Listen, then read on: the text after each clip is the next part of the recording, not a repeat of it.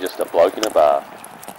What is up, ladies and gentlemen? Welcome to another episode of Bloke in a Bar. And, there's a bit of a fever going around, boys. A bit of a fever. And I'm not talking about the sick fever. I'm talking about the get me up and about fever. I'm talking about finals fever, baby. She's here. The boys, they come in with a pep in their step. They're almost skipping through the door. We've got the great Gurino here. How you going, brother? Going good, mate. Finals footy, finally. Oh, my God. And the great Timmy. Jesus, what a couple of weeks for Timmy. Honestly, 2 weeks ago I was saying, mate, Raiders are a sure thing. And Timmy was like, no, they're not. They're not making the 8. And then all of a sudden he changes his tune. But Timmy's here. How you going, mate? Good, mate. I was down in God's country, the snowy mountains over the weekend. Went for a ski on Saturday. And on my way back, there's a little bypass that goes around the nation's capital. I thought, you know what? I'll add 20 minutes onto my trip. I just wanted to drive through Canberra. I drove through, hopped out of the car, just took in the air. I just took in the finals fever around the capital, and I carried on back, and here we are. Oh, who would have thought? What about yourself, Matty? Yeah, I got to check out the new Allianz on the weekend, which was awesome. A little pre-taster of what's to come this week, and South Roosters always gets me going 2 weeks in a row. Yeah, I'm up and about. Well, the good thing is that you don't sound like you smoked a whole pack of fucking darts before you come in here, which is a good thing. Thank God. It only took 4 weeks to get over. Like a chainsaw in your fucking throat. Huge weekend of footy. Huge weekend of footy. Also, yesterday, obviously Father's Day. Happy Father's Day to all the fathers out there. It was actually really, really cool seeing all the blokes wearing their best dad, cool dad, grumpy dad shirts. Actually, it's a really special moment for me just to see, you know, blokes with their kids smiling with the shirts on. It was amazing. It was amazing what this community is doing, and try not to be too preachy here at all, but it's just great to see blokes with their kids smiling. It's the most beautiful thing in the world. So it was a very special moment for me yesterday. Thank you to everyone that got on board. It's so good to see. So one of my favourite moments since starting Bloke in a Bar, seeing everyone with their kids happy. Yesterday, as always, brought to you by Budgie Smuggler. Head over to budgiesmuggler.com.au. Summer's just around the corner. Get the rig out, baby. Get the rig out. Go to budgiesmuggler.com.au. Get sexy. Just get sexy. And also, big fellas, little fellas, whatever it is, fellas, get the rig out. Go to budgiesmuggler.com.au. They've got some great budgie smugglers to wear over summer. They got hats, they got jumpers, they got towels, they got everything you need for summer. So budgiesmuggler.com.au, the only place to get your summer swimwear. And, you know, they're Aussie as it comes. They're Aussie as it comes. Aussie owned as well, which is great to see. Budgiesmuggler.com.au. They support the show, guys, so support them. They keep the lights on. They keep this bloke ship moving forward. Now, I wanted to do a bit of accountability. We, some would say that we don't have opinions on this show, but I'm pretty sure we do, because we had some opinions at the start of this year, and we wanted to be accountable to those opinions. Me and the great Gurino. Timmy obviously joined us halfway through the year, but Timmy will also chime in with his predictions at the start of the year. So we'll start at the top. The top is Panthers. What did we predict for the Panthers at the start of the year? And you can actually, do you remember what the episode was called? Yeah, just type in Bloke in a Bar season review. Bloke in a Bar season preview. Bloke in a Bar season preview. So there's the receipts, boys. There's the receipts. Don't be saying we're making stuff up. Now, Panthers. What did the Beak say about Panthers at the start of the year? I said they will probably come first, but I wouldn't mind if they don't aim for the minor premiership and save the push for the finals. So half right, because they decimated every team essentially in their path. They did have a little bit of a lull. But they still managed to win games. But, they ended up coming first. Now, the great Guru, he said top 2 in the grand final. Guru, thoughts on your prediction there, mate? Yeah, pretty happy with that. I still think they'll be in the grand final. I still think they'll be there. As you said, they did have a little bit of a lull, but mate, to do what they've done over the last 3 years, crazy. I mean, the lull they had was like the best for every other team. It was incredible. So what they've done, it's so impressive. What they continue to do, so impressive. I mean, put out their reserve grade side on the weekend. Scoreline 38-8, I think it was. But I thought there was a couple of key moments there where the Cowboys scored tries off kicks or something that Penrith's defence was sensational. They just got unlucky in a few moments. It didn't look like a first grade side versus a reserve grade side. Shout out to their Jersey Flegg side who went up and played reserve grade and won their final on the weekend too. Unbelievable. Yeah, crazy. Unbelievable. And I was going to bring that up actually. You obviously messaged me out on the weekend. Like, that. Obviously, you want to see how these guys go in first grade. But it's almost like that's the real test, is that reserve grade. Because it's like they're the next superstars. That's where you're going to pull. Like, obviously, you may have some superstars currently playing New South Wales Cup that come into first grade, but like the Penrith Panthers squad is so young that you're probably almost skipping that and looking at the jersey flag and going, these are actually the guys that have come through next. And for them to come in, not win a normal game, win a finals game. Incredible. And a little positive sign for the Dolphins as well. The halfback that came in was Isaiah Katoa, who they've signed. So his first ever game of reserve grade. Oh, really? And he's touted as like, finals. He could be anything talented. kind of stuff. Yeah. Every I've scout that's seen him. 1,000. The great Timmy. What was your prediction with the Panthers, if you recall? I have to really think through these ones. I'm not too sure. I don't have any on record, so I can really make it up and just wrap myself if I want to. But I had them winning the comp. I know that. So on track at this stage. But, yeah, let me try and remember what I've got for the rest of them and see how we go. Okay. Now, the Sharkies, the great Gurino. He has them 5-7, but it's the only team he can see coming from outside the 8 last year and coming into the top 4 this year. He thought their defensive attitude will get them a finals berth, and they statistically have the best goal line defense in the NRL. All came true. Yeah, all came true. The defense, I think I nailed, but I didn't expect their attack to be as good as what it is. I didn't expect their attack in week 3 to be as good as what it was, which was unbelievable. I was worried about Nico Hines, but he's been unbelievable this season. Seriously. Yeah, very impressive, the Sharkies. I've got them going to the grand final now with Penrith. So really? Timmy, getting on a bit of a run. How were you feeling about the Sharkies at the start of the year? I was similar, thinking that they'd push for the bottom end of the top 8 spot, but one that I got seriously wrong was just Nico Hines as well. He blew me out of the water, and I think he did to a lot of us this season. I expected vast improvement from the Sharkies, but what Nico's done, I can't believe what he's done in that transition from fullback to halfback in such a small amount of time. Absolutely. I'm going to hang my hat on this one. As you guys all know, I've been extremely high on the Sharkies, had them top 4, and I said I've been high on Sharks all preseason and even last season when they obviously made the recruits in Fitzgibbon. I said Hines at 7 will be a revelation. However, not a premiership threat yet. Still undecided on the premiership threat. I'd say right now, that's incorrect for me, like right now as we speak. I think once we see him in finals footy. But I guess my thinking was, and I think you probably recall this, I was unsure whether they could pull it all together this quickly. Got the Hines one right. Hines at 7 will be a revelation. So I'll hang my hat on that one. But yeah, the Sharkies... even me, who was really, really high on them since they got Fitzgibbon, Finucane, Cam McInnes, like seriously, I think he's kind of gotten lost in the Hines hype. But he has been so good for him. Matter of fact, I feel like a lot of the time he's kind of playing what we thought the role that Finucane would play. And he's filled that void perfectly. But even me, as high as I was in the Sharks top 2, I didn't predict top 2. There's no way I would have thought that they'd finish above the Storm, above the Roosters. So incredible stuff by the Sharkies. We spent a long time talking about left centre, as Mulatalo and Ikovalu said they were willing to play centre. We also spoke about Tracy, but no one mentioned Talakai. I don't think anyone could have seen what Talakai was going to do this year.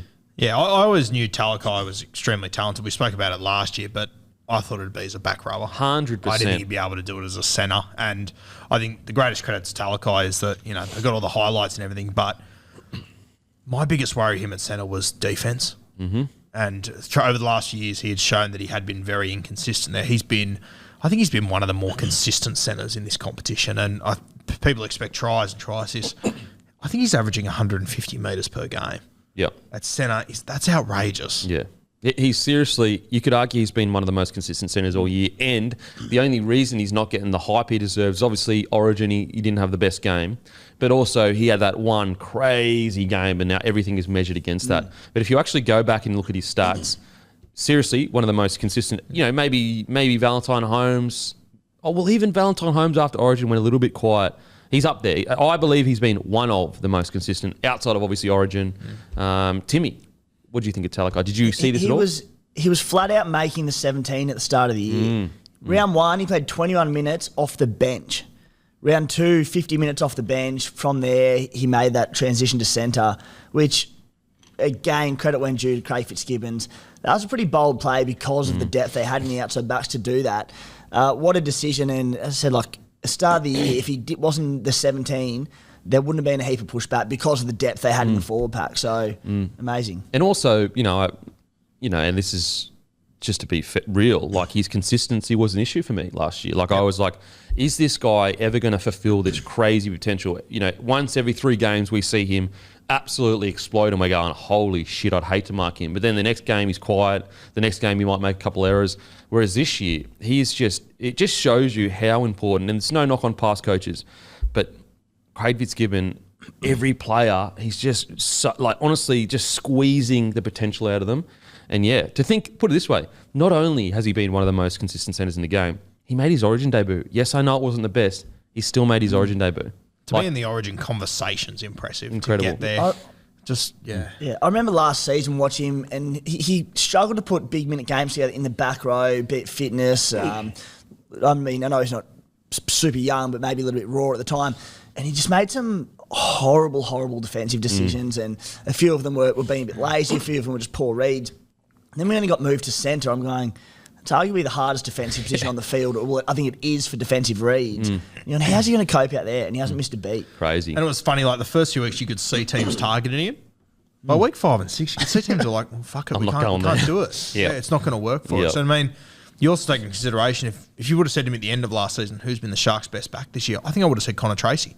Yeah. And he didn't, he barely wasn't played. in their first choice. Yeah. He was outstanding last year. You're totally right. Yeah. Tracy was outstanding last year. Their depth is crazy. Like Metcalf got his first game on the weekend. Comes on, second touch, I think, runs fucking 90 metres. Incredible. What I can't believe is like this depth that the Sharkies have. I can't believe I was about to say the Tigers. This depth that the Sharkies have, how quickly it's like it just appeared. Yep. Like it's bizarre. You're sitting here going, hang on a sec, this is essentially the same squad outside of Finucane, Hines and McInnes. But no one could have predicted by recruiting 3 blokes that they would all of a sudden have like literally depth for days down the outside backs and forwards. In saying that, if you go and have a look at the Premiership, the Newtown Jets one, I think it was 2 years ago, I think 14 of that 17's in their first grade squad. Yeah, now. wow. So they and I think because of COVID, we sort of lost track of that sort of stuff, but they've done really well bringing those guys.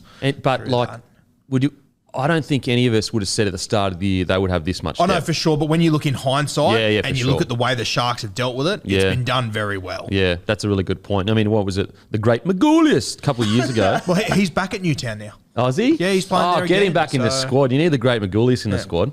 So look, Sharkies, unbelievable. Now, we need to hang our head in shame, boys. We need to hang our head in shame. We're up to the Cowboys here. They finished 3rd. Now, we didn't spend too long on the Cowboys, which we apologise for.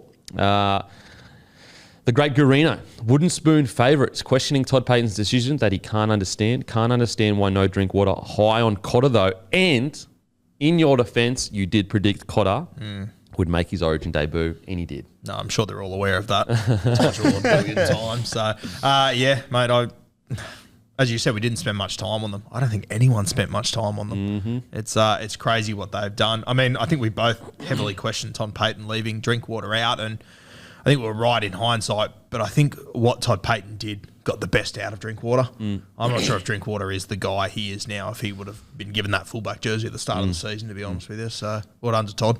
Timmy, Cowboys, what are your thoughts? I'll wrap myself here. I actually had them potential top 4. Yeah. Nah. One of your best, Timmy. No. I think you said 3rd on the nose. No, I think with everyone else in rugby league, I had them bottom probably 2 or 3, if not wooden spooners. So I was questioning Todd Payten and all sorts of things, and there's an incredible season no matter what happens from here. Now, 12th to 16th, I had them. I'm not spoon favourites, but I said it's going to be tough years. That's how wrong I was. Tough years. I will say, though, I got something right. I said Townsend is too good of a half to get a wooden spoon. I mean, that's half right. Like, that's almost like it's the worst compliment ever, really. Like, he's gone from a premiership threat half. So I did have raps on Townsend. Did I think he was going to take him to the top 3? Absolutely not. We were absolutely dead wrong about the Cowboys. But even a statement like that, Townsend is too good of a half to get a wooden spoon. Like, people would have laughed at you at that. At the I was start of the getting season. smashed for it. Smashed. And like, Like, there would be times where I would say, guys, they've signed Townsend, and people would laugh and smirk at me like I'm a fucking crazy person. I remember when he signed for the Warriors, like I went on this big rant about how he's the guy they need, and he played injured there the entire time. But even after the Warriors, I was sitting here going, geez, I don't know about Chad. I don't know if he's maybe a little bit past it. How wrong I was. I just knew how important, even if he just conventional solid half, like it's just so important to have that. And like he's better than just an average conventional solid half. Like he's a good conventional solid half. So I knew, but in saying that, we were so wrong about the Cowboys. I was so wrong about the Cowboys. There's absolutely no way. I was so wrong about Todd Payten's decisions as well in regards to Jason Taumalolo. I thought, half, because Todd Payten even came out himself and said that he shouldn't have focused so much on Taumalolo. And that was my knock, is how I didn't think last year it was necessary for Todd Payten to kind of put Taumalolo out there as the fall guy to a degree, not like to a degree. In saying that, it has paid off though, because he isn't the guy that they need to rely on anymore, and he's a ball player now. Well, that's where I was wrong on this team. I was high on Cotter because I thought he would be the 13 and they'd bite the bullet and move Taumalolo into the front row. They did the fucking opposite. They moved Cotter into the front row, and Taumalolo, I didn't think he had the ball playing in him that he's shown this year. Yeah. I think it's one of the one of the best improvements in our game this year. I think he's been very good. Obviously, the team before, you mentioned Cam McInnes as well. I think his ball playing at 13 has improved a lot as well. So, yeah, well done to Taumalolo. A sensational effort what he's done. Yeah, and maybe Payton's method of getting Taumalolo there, he could have tweaked it. But at the end of the day, who really cares? Like, look where they are. Like, he's there. He got him. He got him to where he needed to get him. Like I think that last year, Payten may have thought that this would have happened last year. If you know what I mean, like Taumalolo would have reacted straight away, turned into the player he needed to be. But it's happened. So Townsend Townsend does. Another thing as well, I didn't see Dearden being as good as he was either. I was wrong about that. I thought Dearden would be solid, but I just thought that he may be a bit too similar to Townsend. Him at 6, I think, has been a revelation. Mate, I'd love to know what Dearden's actual thoughts were at the start of this season. I reckon he would have even I think people underappreciate how much head noise he would have had coming from the Brisbane Broncos and arriving at this club that was last. He must have just thought he was on a hiding to nothing. And here he is. Mate, was he player's player in Origin 3? If not, he had to be fucking close to it. It was his second touch, he got a try assist. Like, he was amazing. Well, he got the player's player last night for the North Queensland Cowboys, which I think is just... And mate, even for him to play that game on the weekend... Fuck. Honestly. Crazy toughness. He is... I could not see him at 6. And I just thought Scotty Drinkwater would add the flair. I know Drinkwater's defence is not the best in the front line. I just thought that Townsend and Dearden just wouldn't have enough attacking kind of oomph. I was just wrong. I was just so wrong about the Cowboys. So I think that's where Dearden's been so impressed. I think after Dill Brown, he's probably the second best defensive half. Yeah. Well, 6 at least. I'm trying to think. 6, yeah. He'd have to be up there. Yeah. No, yeah, you're right, because like that's what got him the spot is his defence. I'm trying to think who else you would put. Jackie Whiten, yeah. Yep. I would love. Can you get Jackie Whiten and Dearden's defensive tackle efficiency, please? But even when you look at Jack Whiten and his body shape and everything compared to Dearden, I think it's an incredible knock for Dearden to be in that conversation. I mean, there were some people when we said Dylan Brown outside of Munster has been the best 6 in the game this year. Some people reckon Dearden, and I mean, I still will have Dylan Brown ahead of him, but Dearden did go to Origin and play really well. So crazy year from Dearden. Just that whole Cowboys side, seriously. So Jackie Whiten's is 86.1% and Dearden's is 89%. Wow. That's incredible. 89%. I think the other thing about this Cowboys side is I sat there at the start of the year and went through their 13 and thought they're playing Taumalolo out of position. They're playing Cotter out of position. I probably thought Dearden was a 7, not a 6. Playing Dearden out of position. Who else was Val Holmes? I thought they're playing their best winger at centre. Yeah. Instead of there. And then Hamiso, they were playing him off the bench. I thought, there was just so many things that didn't make sense to me in this side. And it's all Yep, all come together. out perfect. Another guy, Robson, at the start of the year, I was unsure whether he was an NRL hooker. I really was. Like, I know he had huge raps and the Dragons let him go, and I know the Dragons fans were devastated because he had a lot of potential coming out of school. Didn't he prove me wrong? Wow. Yeah. And what's crazy is I don't even think we're close to where he's going to get to, and he just gets better every single week. I thought he was outstanding on the weekend. So, yeah, Cowboys deserve all the praise they get this year. They have been absolutely incredible, and we were absolutely wrong about them. Oh, yeah, my favourite. My favourite. The Eels. I've been peppered all year about them. Still think they can win a premiership, and I've stayed strong. This is what I said at the start of the year about the Eels. I said the Eels will come anywhere between 3 and 6. Their premiership hopes will hinge on if Dylan Brown can take that next step. Excited for the Eels this year. Said they're a premiership threat, and nothing will change my mind all year long. I mean, you're a stubborn motherfucker, mate. I'm stubborn just because it's been my reasoning all year. It's like, yeah, okay, are they consistent? No, they're not. Even though they've been a bit consistent lately, are they consistent? No, they're not. But in the big games, they fucking turn up. They turn up, and so if they can just get, I think everyone would agree if they get to a prelim, that's pretty good. Like, obviously they've got the team to be in a grand final, but I think a prelim is a pretty good year for them. That's a satisfactory year, in my opinion, for them, for the squad they have. And yeah, I just knew going into this year that we would see the same inconsistencies, but when the big games came around, they would lift, and that's exactly what they've done. The big games come around and they lift. Obviously got the Dylan Brown right. I think, he has stepped up and he has been the difference. Now, the great Gurino, he said 4th to 6, says they need to taper at the right time, and I'd argue over the last few weeks, they look like they have. Yeah, I stand by what I've said all year. The right time is next week. That's where it matters. And I agree with you. Prelim final, it'll be a satisfactory finish, but they're a team that can achieve more. For sure. That's what I want out of Parramatta. I think Parramatta fans think I hate them or whatever. I just hold you at a high level because that's the footy side you've got. They got a gun side. You're not a good effort to make top 4 anymore in my eyes. I think you're a win a premiership side. These windows don't come along very often, and it's open for Parramatta at the moment. Yep. Timmy, what do you think about the Eels at the start of the year? Yeah, pretty similar, boys. Had them in about that 3rd to 5th bracket. Capable of winning a premiership, but for all the reasons you've already listed. But and what you said, Guru, it's next week's the time to do it. Yeah. Sweet, they've strung 3 wins together on the trot. They've looked really good in the process, but next week when it needs to count. We've seen this similar in previous years where they've come good, looked good at the back end of the year and folded come finals. So let's see. Let's chat about it in a week and we'll know where Parramatta are. I would argue Parramatta right now, probably since 2001. People say 2009 maybe, but they are full strength right now. Oh, man. They are absolutely full strength. I think this is their best shot to win a comp since 2001. Best footy Moses ever played. Gutho is hitting form right at the right time. Bowler, RCG, Papali'i, Madison, these guys are all flying. And you watch that game against Melbourne on the weekend, and I knew from the first 10 minutes they were going to win because the forwards went forward for the first 3 sets. Yeah. If they do that to Penrith on Friday night, they're going to give them a real shake. What a game. I was looking at the market. They're like $2.40. I reckon they're good value, Parramatta. $2.40.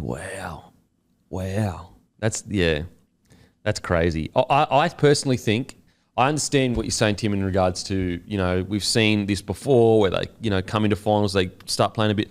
I think they haven't played this well into, last year coming into finals, they were busted. They lost the only thing that, I think they came 5th or something? The only thing that did that for them was the top 8 was so, poor because the Titans made the top 8 and they had 14 losses, 10 wins, didn't they? Yep. And so I actually think this year they're coming into finals in the best form they've come into finals over the last 5 years. In saying that, that's not to disregard that the lull that they went through before these last few games was fucking terrible. But I think they're hitting good form. And that's my fear, that at any given moment the wheels can just fall off for no apparent threat. Yeah. I was talking to a Parramatta fan the other day and we were talking about how they're playing Penrith next week, and he sort of said, fuck, I think I'd rather us lose because if we win, giving us 2 weeks to think about what we have to do, it's just that's just my worry with Parramatta. Yeah. But They got the team to do it. They've the always thing. had the team to do it. Yeah, but that's the thing. They could literally turn up in the finals and just fucking go straight out, and we'd all be sitting there going, "Yeah, I could see that happening." Or they could go into finals and absolutely fucking douche every team, and we'd go, "Yeah, I could see that." They're the only team in the comp that you'd say that about. We've said it all year, but obviously last year, Matty, Penrith played South finals week 1.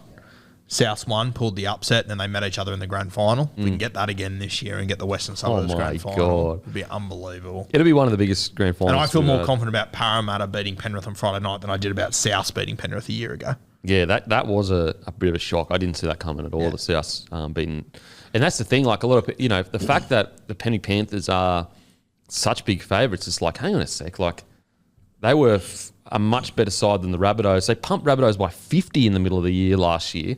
Whereas they've actually lost their past 2 games to the Eels. So I still would say Penrith at home are favourites, but not by that much. Not by that much at all. Matter of fact, you could even argue it's like 45. You know what I mean? It's closer than what the odds say, I think.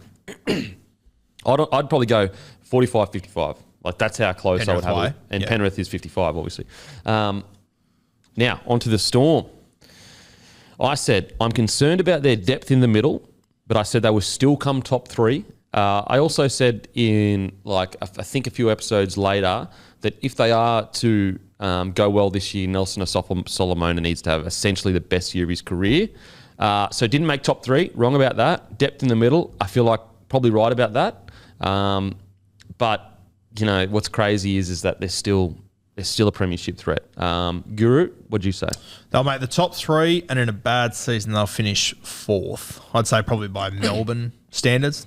You could argue it's not the greatest season. They finished 5th. So I like your comment, concerned about depth in the middle. I think whenever they have struggled this year, it's when there's been 1 or 2 injuries in the middle. And that's what I said last week. That's my fear, that if they have 1 injury in the middle over the next 4 weeks, I don't think they have the depth to cover it there. Well, I'd even argue, watching the game on the weekend, I felt through the middle is where they looked not as energetic, not as explosive.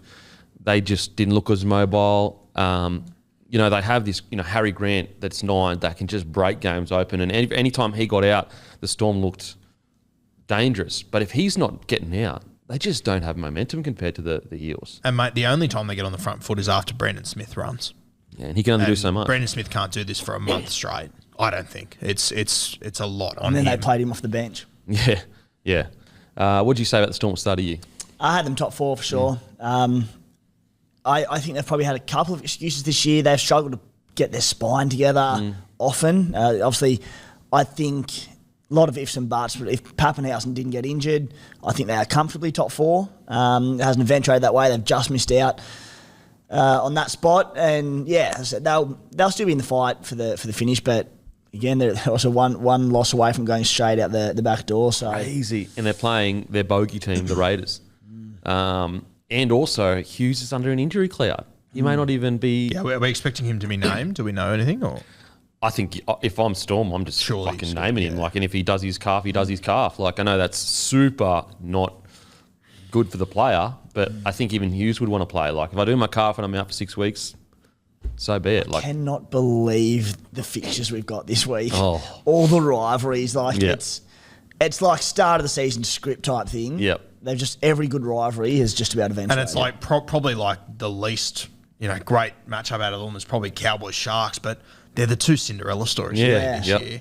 Like it's Townsend and Hines going at each other. Like every game is just sensational. One of those 2 is going to be a win away from a grand final. Yeah. It's just crazy. And also, like, what's even crazier is that even if, like, the Raiders didn't make it, it would have been Storm Broncos. And Storm Broncos is always, awesome. It is... You're totally right. And I'd argue Raiders Storm is a bigger rivalry today because of the last few years. It is honestly perfect. Every team that I want playing every other team is playing it. It is the perfect weekend of footy. I was looking at it coming into this morning going, this is the perfect weekend of footy. It doesn't get any better. You got the West, you got the Roosters, Rabbitohs. It's just perfect. Hasn't the NRL dodged a bullet as far as that top 4 finish that Cowboys extra win against the Tigers didn't affect? Oh, yeah. Imagine being the Sharkies and going, fuck. Having to go to North Queensland instead of playing at home. Yep. Now, on to the Roosters. I mean, look, I've been a Roosters fan all year. I know people have been off me for it, but I say it every single week that Robson is tinkering, but I think that they're coming fucking real good at the moment. They look fucking energised, tough, angry. So at the start of the year, I said they're definite premiership threats and they will come in the top 4. So I was wrong about the top 4. I'd say I was wrong about, my feeling was they'd be dominant most of the year. So I was probably wrong about the start of the year, but I'd argue they're absolutely a premiership threat. Guru, they're in his grand final and they'll come 1-3. I don't even remember that. Really? Honestly, I don't remember that. But if they're there in 3 weeks, I'll let you know about it. No doubt about it. I think it was because like last year they did without all those players.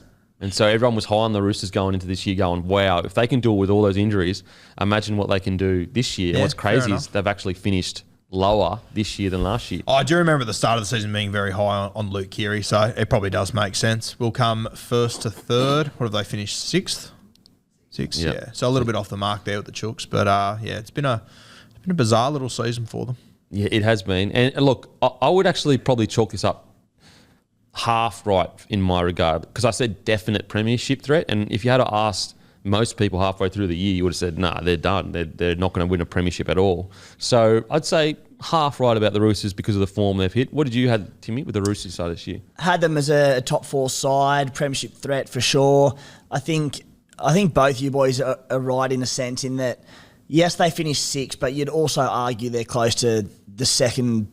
They'd be close to the second favourites to win the comp. Well, maybe not quite, but not far off it now that they've missed the top 4. But form-wise, they're playing exceptional. They're playing as good as any top 4 side. The big watch coming into the season was Walker and Keary, their first full season together. How are they going to gel? How are they going to combine? It took longer than I think most of us expected. And a position switch as well. Yeah, exactly. I was thinking maybe they might begin to hit their straps anywhere from round 8 to 12. We haven't probably seen it until about round 19, 20. They said with that position switch, which has changed the dynamic of their attack a little bit. Victor Radley's again been in and out a fair bit, so him coming back the back end of the season has really helped. And we talk about teams hitting their straps at the right time, and the Roosters have done it, so they're every chance to win the comp. Mate, absolutely. On the weekend, especially that first half, it was just relentless. It was relentless. I can't wait to watch this South Roosters game this weekend, but I'm devastated that one of them's going to be out this week. I kind of feel like whoever wins this one can be a real shake. Without Joey Manu, though, that's a massive loss, man. Yeah. That's a massive loss. He is so important to their game going forward. And he just adds that point of difference that you can't just focus on Teddy. Whereas Teddy will come out and kill it, but it does give teams an opportunity to go, we can, as soon as, wherever Teddy is, just fucking mark him. I was thinking about the other day, Teddy's got a real opportunity here, as he's going to be the guy now without Manu to just take his career to another level. Like if he comes out and he beats South this week, then they go on a run. And I think we all agree. Is there even another level for him though? Oh mate, I reckon if he comes from 6, beats Souths, and then manages to, if they do go on to win a comp, I think it's going to come off his back. Like I think it'd just be another thing in his career that you go, fuck, that is incredible. Yeah. Like when was the last time a team won it from outside the top 4? Wasn't it? It was the Cowboys. 15, wasn't it?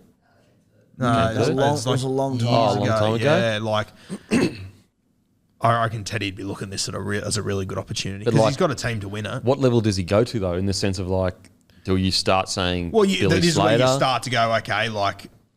He managed to do it from 6th place. that might be something that a Slater never did. I think without Manu, I think a lot of people are going. I personally think South will beat them this week. Okay. So I think Teddy will see this as a really good opportunity. He was so good on the weekend. Far out, he was good.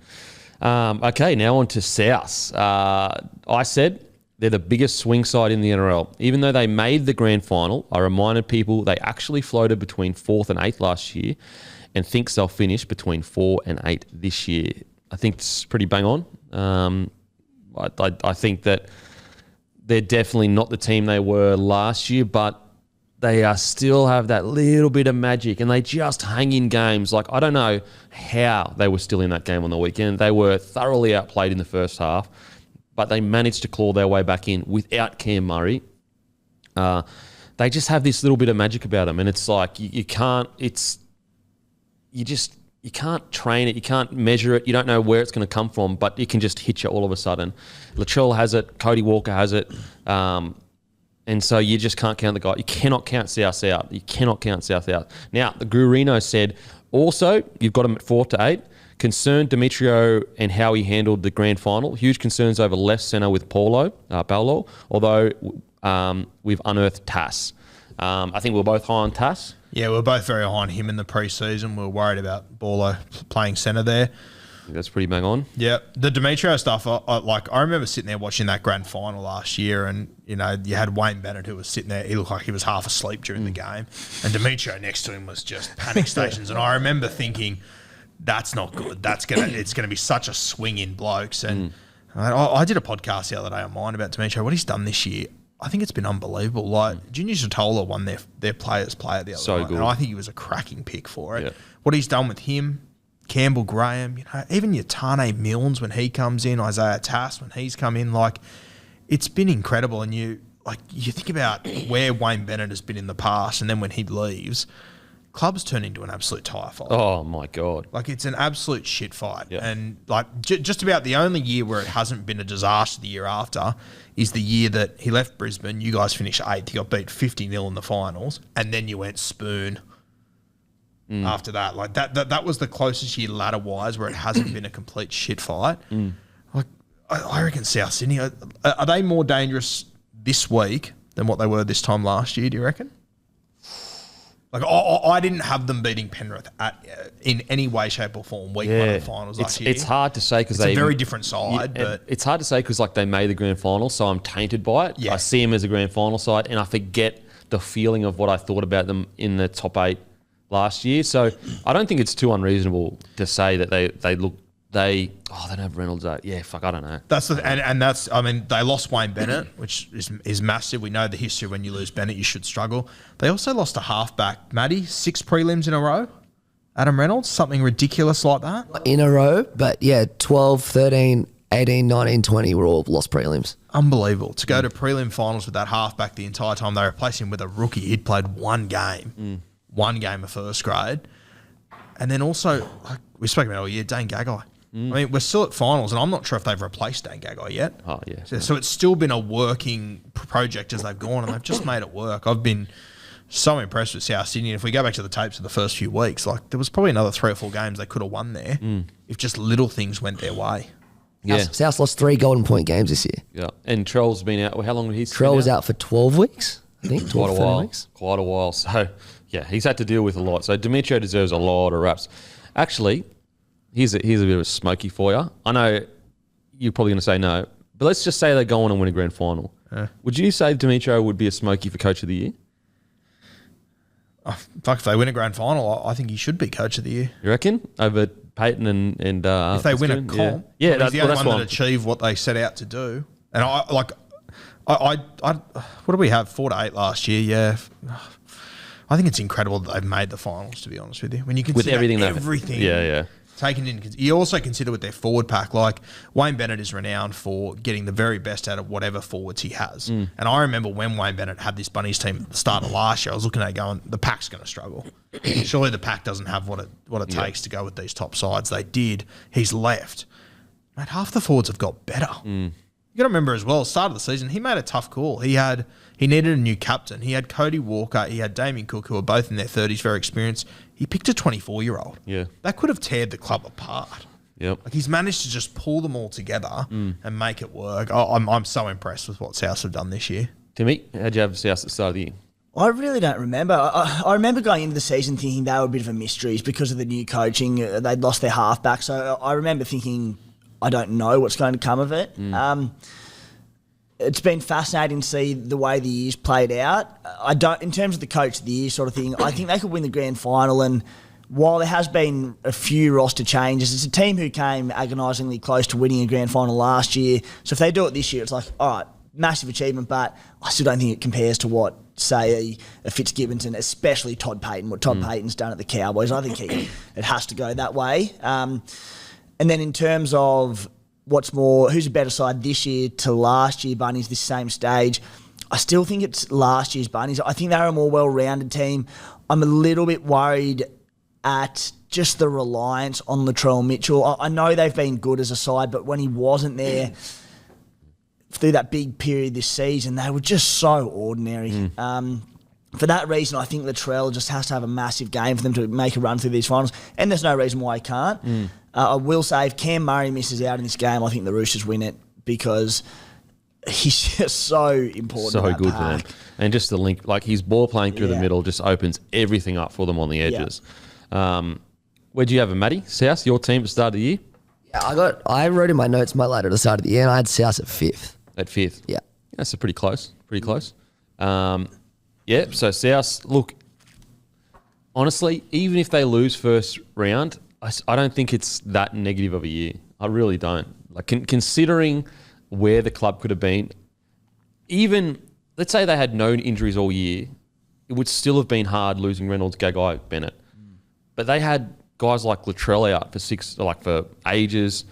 At some stages, all different of their key players have been out. So I think, honestly, regardless of how they go next week, I wouldn't say they should be happy by getting bounced out first week, but I don't think it's that bad. I really don't. Like, they're playing a Roosters side that I think a lot of people would have, as we've talked about, like second or third premiership threat.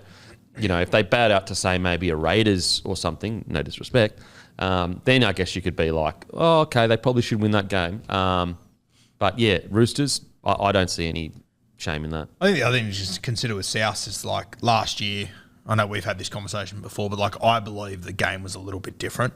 It was easier to score points. Rabbitohs scored 775 points last year, only second to the Melbourne Storm. Like, it was free-flowing footy, which really suited them. For me, the game's been a lot closer this year. There haven't been as many blowouts. So the Rabbitohs went from playing second-gear footy last year, dominating so many sides, and then this year it completely flipped. What did you say? That they went to 3 golden point games?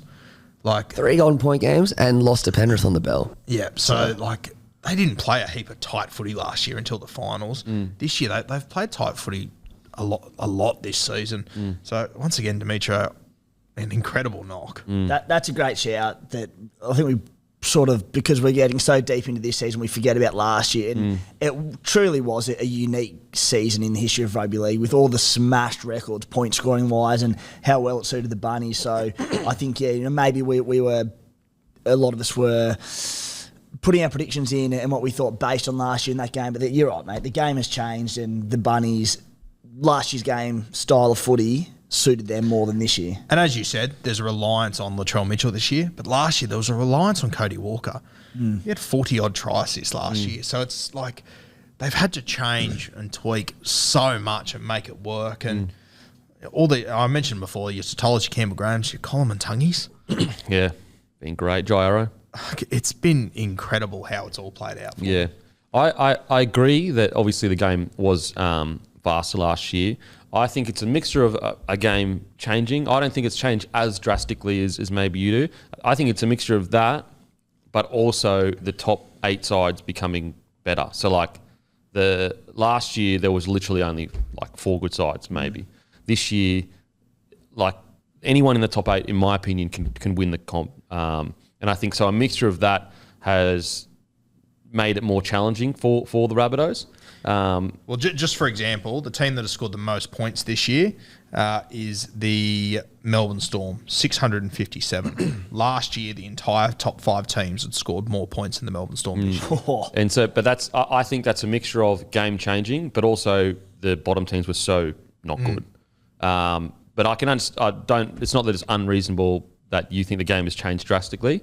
I just think that for example, the top 8 didn't have Sharks, didn't have Cowboys, didn't have the Broncos. Like, I know the Broncos bowed out. I think those 3 teams really densed out the comp a bit. For example, Broncos with 13 wins, 10 losses missed the 8, whereas Titans with 10 wins and 14 losses made the 8. So. I mean, you're right, and definitely right in regards to Rabbitohs suited last year's style of footy, and they've managed to change their game again and suit this style of footy. Now, on to the Raiders. I can't put them in the top 6. This is what I said at the start of the year. I can't put them in the top 6, even though it's a top 6 roster, but I can see them landing anywhere between 4th and 8th, and I said it was a club-defining year. And I think that's pretty bang on, to be honest. It is a club-defining year. I think there was periods there where we thought, is Ricky going? No, Ricky's not going because he's closed with the CEO and he's earned the right to get another crack at rebuilding a roster. When we start talking rebuilds, that's club defining. That's literally clean out all that stuff. And Ricky's pulled them all back in. He's pulled all that roster back in, got them firing at the right time.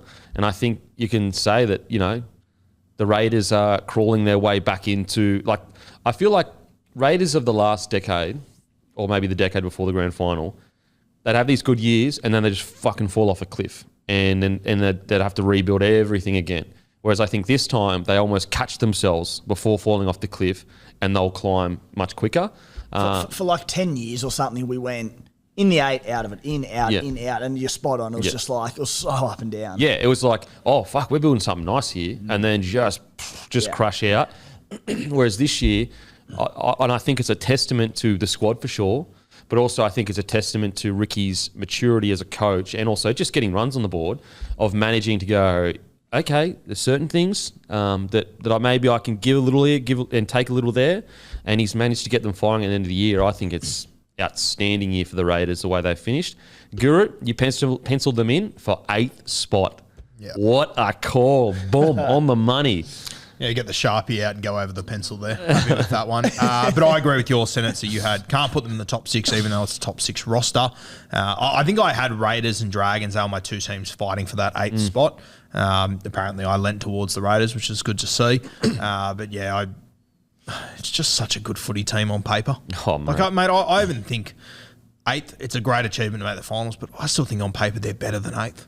Well, I think that's also a mixture of how hard it was to make the 8, because the Roosters and Rabbitohs were literally playing for a top 8 spot last week. That's how tough it was to make the 8. I mean, it's crazy to think the Raiders, if they wouldn't have completely shit the bed at the start of the year, they finished on the same points as the Rabbitohs. Yeah, it's crazy. They're 1 win below the Storm. They've won 7 from 8. Any team going into finals winning 7 from 8, you usually got them in the bloody top 4. It's just because the start of the year they went 1 from 7. If they would have just won 2 more games at the start of the year, they'd be 4th. Yeah, Their for and against is only 55 points behind the Parramatta Eels, who are sitting in 4th. So if they would have won 2 more games, you probably wrangle that in. Yeah, and that's what I mean with it's the top 8, the toughness of getting into it, which is super hard this year. What do you got there, Matty? While we're on the Raiders, the last place team, I looked up when the last time a team won from outside the 4, it was the Doggies in 95. Wow. So it's been a minute. Yeah.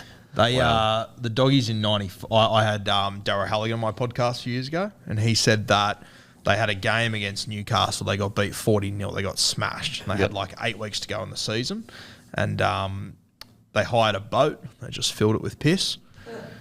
They had stinks, they had arguments, they had everything. Didn't lose a game from that moment. No, honestly, I'm telling you, of all the years I played footy, sometimes all you can do is get on the piss, get it out of you, and just move forward. Yeah, they reckon that Chris Anderson sent the boat out and said, don't come back till it's empty. Yeah. Sort your shit out, and then we'll be okay. And there's nothing that brings a team together than a team drink. And I know it's taboo to do these days. You're not allowed to fucking have fun anymore. You're not allowed to get in a room and fucking get loose. But I'm telling you, that's every time a team got together and got loose in a room together. Not every time, but the walls would just come straight down. And I think they're important to have at the start of the year so you know what kind of bloke he is, because some people turn into absolute fucking dickheads on the piss, and some people just need a few beers in them to just relax and be themselves, and all of a sudden you're mates with them. I mean, we all get it. We all be on the beers. Imagine being Chris Anderson sitting on the dock waiting to see and then what came back in. But he just sees smoke in the distance. He's like, "Ooh, I don't think this has worked out the way I thought it was." So look, Raiders. Anything else, Timmy? What do you have the Raiders at the start of the year? Yeah, I'll just click on the final system and Matty's stat there. It's even more incredible that they had the old McIntyre final system up until 2011, which was 1v8, 2v7, 3v6. What a horrible final system for starters. Oh, mate. So, with that, where 8th could knock off 1 and the minor premiers are gone, to think that it went dated all the way back, I think that was 99 to 2011, dated all the way back to 95. It's incredible. Not so surprising nowadays because you have to win 4 straight from outside it. Raiders... Funny old season because I had them anywhere from probably 7th to 10th. So they've ended up, I think, making the 80s a pretty decent season for us. Off the back of the fact that, we lost Georgie Williams, a key player on our side, mid to late last season. The bloke he was replaced by, Jamal Fogarty, didn't play until about round 15 this year. We lost Josh Hodgson 7 minutes into the season. So if you lost your star halfback recruit, your gun hooker, there wasn't a great backup plan until... We tried the rookie and, he was solid, but he didn't, he's a rookie. Yeah, Wolford came out of nowhere to help out the hooking dilemma.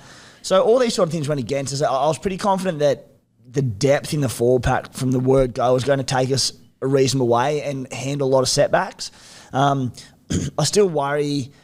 It's been really good last week to see us put points on because I still worry a little bit against the better teams if we can put enough points on to win. And it all has to come through our forwards because our back line, it's solid enough. Xavier Savage adds some X factor, but a bit of a concern. But yeah, so I think to finish where we are is a good season. If we can take it another couple of weeks in, wonderful. But, I hope it doesn't end this weekend against Melbourne. But if it does, we'll be like, all right, we've had plenty of setbacks and played finals footy. Yeah, for sure. We also said we both couldn't believe the chat about Chance not playing fullback. We said he needs to be the fullback. Honestly, I still feel that way. Like I'm still surprised that Chance essentially just got, see you later. See you later. Yeah. I think he still had so much to offer. I understand. I would have probably had Savage on a wing. Try maybe, probably on a wing. But Savage has improved. He's really matured throughout the year. He's still really raw, but we can all see the superstar in him for sure. Yeah, I think Savage is ahead of where I thought he'd be by this point. When he first started playing fullback, I thought it was going to be a real battle of a year. Yeah, I feel sorry for Chance, especially like that game yesterday when it was a dead rubber. I thought surely they throw him a fucking jersey. Yeah. Chuck him on the bench. Do something. Yeah. But fuck, it's a good get for the Warriors. Great get for the Warriors. Even though we, I guess, thought Chance should be the fullback, at the end of the day, he stuck with Savage and they're in a finals. So the positive is if you've got this 19-year-old kid that's about to play finals footy in his first year of rugby league, imagine how much better he's going to be for it next year. So, again, another win for Ricky. Yeah, and I think Savage, as the year's gone on, I think he's learned some hard lessons. Yeah, for sure. The first 5 or 6 weeks, it sort of felt like he wasn't learning. He was just doing the same. But I think as the season gone on, he's really developed. I think I was... What I've noticed in Savage is I think the first 5 to 6 weeks, you saw a kid in there that is used to playing a certain way and getting away with it because he's a gun. And then I think over the season, you've seen him grow more into a man. Don't get me wrong, he's still got growth to do. But I think you started to realise, there's these certain little things that I need to do week in, week out to make myself an NRL fullback. And that is a normal transition from rookie into first grade. So I think the club, although I felt Chance, could have at least got this year and then maybe Savage comes in next year, the fact that they're in the finals, the club is going to be way better for it. Because I also think, tell me if I'm wrong, I feel like he's lost a bit of weight too, which is I think it's a good thing compared to the start of the year. And I don't mean he was fat at all or like, too much weight on. I just think muscle mass that he lost, which I actually like. I don't like speedsters putting on too much muscle mass. And I think the fact that you can potentially have a 10-year superstar at the back there, the dividends that this may pay for the club could seriously be astronomical. So at the end of the day, it's the right decision, really. It really is, because they're in the finals. He kind of feels like Jordan Rapana 2.0 to me. He's a little bit rogue. He's a little bit out there. He does things you're not expecting him to do. But fuck, if they can make it work with him, he's incredibly talented. Fuck, I reckon like Jordan Rapana, but with Nos. He is fucking quick. And I really think that with a couple more years, he's 19? Yeah, something like that. 19? With a couple more preseasons in him, he is going to be a problem for defences. Like a real, even now as a rookie, every time his ball running is not questioned. His ball running is good, high quality ball running. It's just the tiny little things. I think Savage is going to be something special. Is he New South Wales, Queensland? I think he's a Queenslander. I think he's a Queenslander. Yeah. He won a Queensland title for sprinting, I'm pretty sure. Okay. So, yeah, really, really good stuff for Savage. I think he's going to be incredible. And it just, again, it's another win for Ricky in the sense that he made a huge call that I think some people wouldn't agree with, but it's paid off. Yep. Paid off. Doesn't like all the dramas last year, the social media stuff and everything, doesn't that just feel an age away? Oh, it feels forever ago. And like Tarpanay's come out and been their best all year. Incredible. So Raiders, what a year, green machine. Now onto the Broncos. The great Gurino, you said they will finish anywhere between 10th and 14th. So pretty bang on. Yeah, I actually thought in my memory that was a little bit higher on them, but I know we've spoken about it that they showed what they could do this year, and it probably was, well, definitely at their best this year was definitely better than 9th, but still to come from 16th to get to there is a good knock. Just disappointing how it played out. I think Broncos were really poor on the trials too, which may have soured a lot of people's. Yeah, well, you played the reserve grade side and you gave it to them, and then we got beaten the Cowboys. Twice. Yeah, got beaten twice, I think. I said I see them improving, but not sure about finals. Want Hetherington to have a big year. I said coming 10th is a win for us. If we can have an injury-free season and come 10th, I'll be happy. It's crazy what a year can do, because like they blow that out of the water.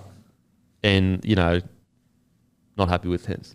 Fuck, I'm not a Broncos fan. I'm not happy with 9th. It's bizarre, what a year can do in rugby league. But it's like what I said to you a couple of weeks ago. It's like, that's not us. That's them. They set the standard. They broke through those standards. That's us talking about Broncos of the standard of last year. They set their own new standards. So I guess the irony is that we're still right, though. Yeah, and you could argue there, I'll be happy if they're 10th. Like, you could argue you're wrong there, but you're probably happy to be wrong as much as disappointing as it fucking is. Yeah. Like, I think you'd rather go, okay, we know what we can do, despite us not getting there. We showed it during the season instead of just hanging on to 9th or 10th throughout the year. They're going to be an interesting side over the next few months. I'm very concerned. Yeah. I'm very concerned. I think we'll get to it anyway. What did you have the Broncos at the start of the year? Don't remember it exactly, but it would have been like 10th to 13th and probably the bottom end of that. And it's so 9th. I didn't have them as high as 9th. Yep. And it's a funny one with the old Bronx. If you'd had a nap for the last 6 months and you woke up and saw that they were at 9th, you go, that's a damn good season. Yeah. But we haven't been napping for the last 6 months, and we saw that they were in the top 4 for a long time. So it's disappointing, but... It's funny with this. Like, I was just thinking back to the preseason. Remember, Adam Reynolds didn't play a trial. They were fucking around with halves and hookers constantly. Your season started the way it finished. Yeah. Here we are. We're still trying to work out who the best 9 option is. You got Mam. You got Tyson Gamble. It's bizarre. Now onto the Dragons. Wooden spoon favourites according to betting odds, which we both couldn't believe. We were both shocked at that. Guru said we'll fight for 8th spot with Raiders. Thinks Moses Suaalii will have a big year. I think pretty bang on outside of they were fighting for 8th spot, with 2 or 3 weeks to go. So pretty bang on there. And Moses Suaalii had an incredible year. Yeah, no, I was really high on Suaalii coming into this season. It's great to see a guy with so much potential put it together. For the first time, he looks really comfortable. Yeah, consistent too. Consistent, yeah. So I'm happy with that prediction. I know that I remember when the Dragons put up that video at the start of the year that they had us in their hype video thing. Oh yeah, I think we spoke a lot about Ben Hunt too, that he was going to be the guy that had to stand up and deliver this year, and he had a good season. But where did they finish? Is it 10th? 10th, yeah, okay. So, I had them 8th to 12th, and I said Amon would be a lock for Rookie of the Year if he was eligible. So probably wrong there. Obviously, Amon came into his own towards the back end, but probably didn't kick on the way we thought he would, Amon, this year. I think he's going to be in for a big World Cup. Yeah, I can see that. He's been very good the last 4 or 5 weeks, Amon. Yeah. Took a lot longer than sort of expected, but he's been good the last month. But he's also he was playing second fiddle to probably the most informed half in the comp, probably outside of Nico Hines. Yeah, so, he definitely finished the year really well. So, that's a half right one. He didn't kick on the way I thought he was just going to fucking explode. But you're right. His last month of footy, what do you get? A hat-trick, a couple of tries. So. And, you got to remember as well that everything we've seen in the past with the moment of him playing great footy, it's when he had Bud Sullivan and when he had Tyrell Sloan with him. He didn't have either of those guys the entire year, so he had to form these new combinations with different players and everything. So he hasn't had it easy, but I think the World Cup will be where he shines this year. I'll tell you what I definitely would have got wrong was I would have thought Sloan would have been playing fullback all year long. Would have got that wrong for sure.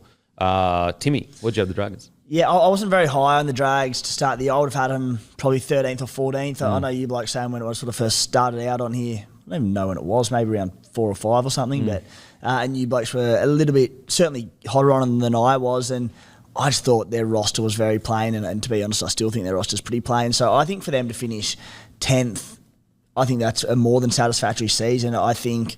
I don't know if they'll be happy with it internally. You're always aiming for at least top 8, but the way I see it is the Dragons have had a decent enough season. On to Manly. Oh no, we've had a Barry Crocker here, boys. Guru undoubtedly will make the finals.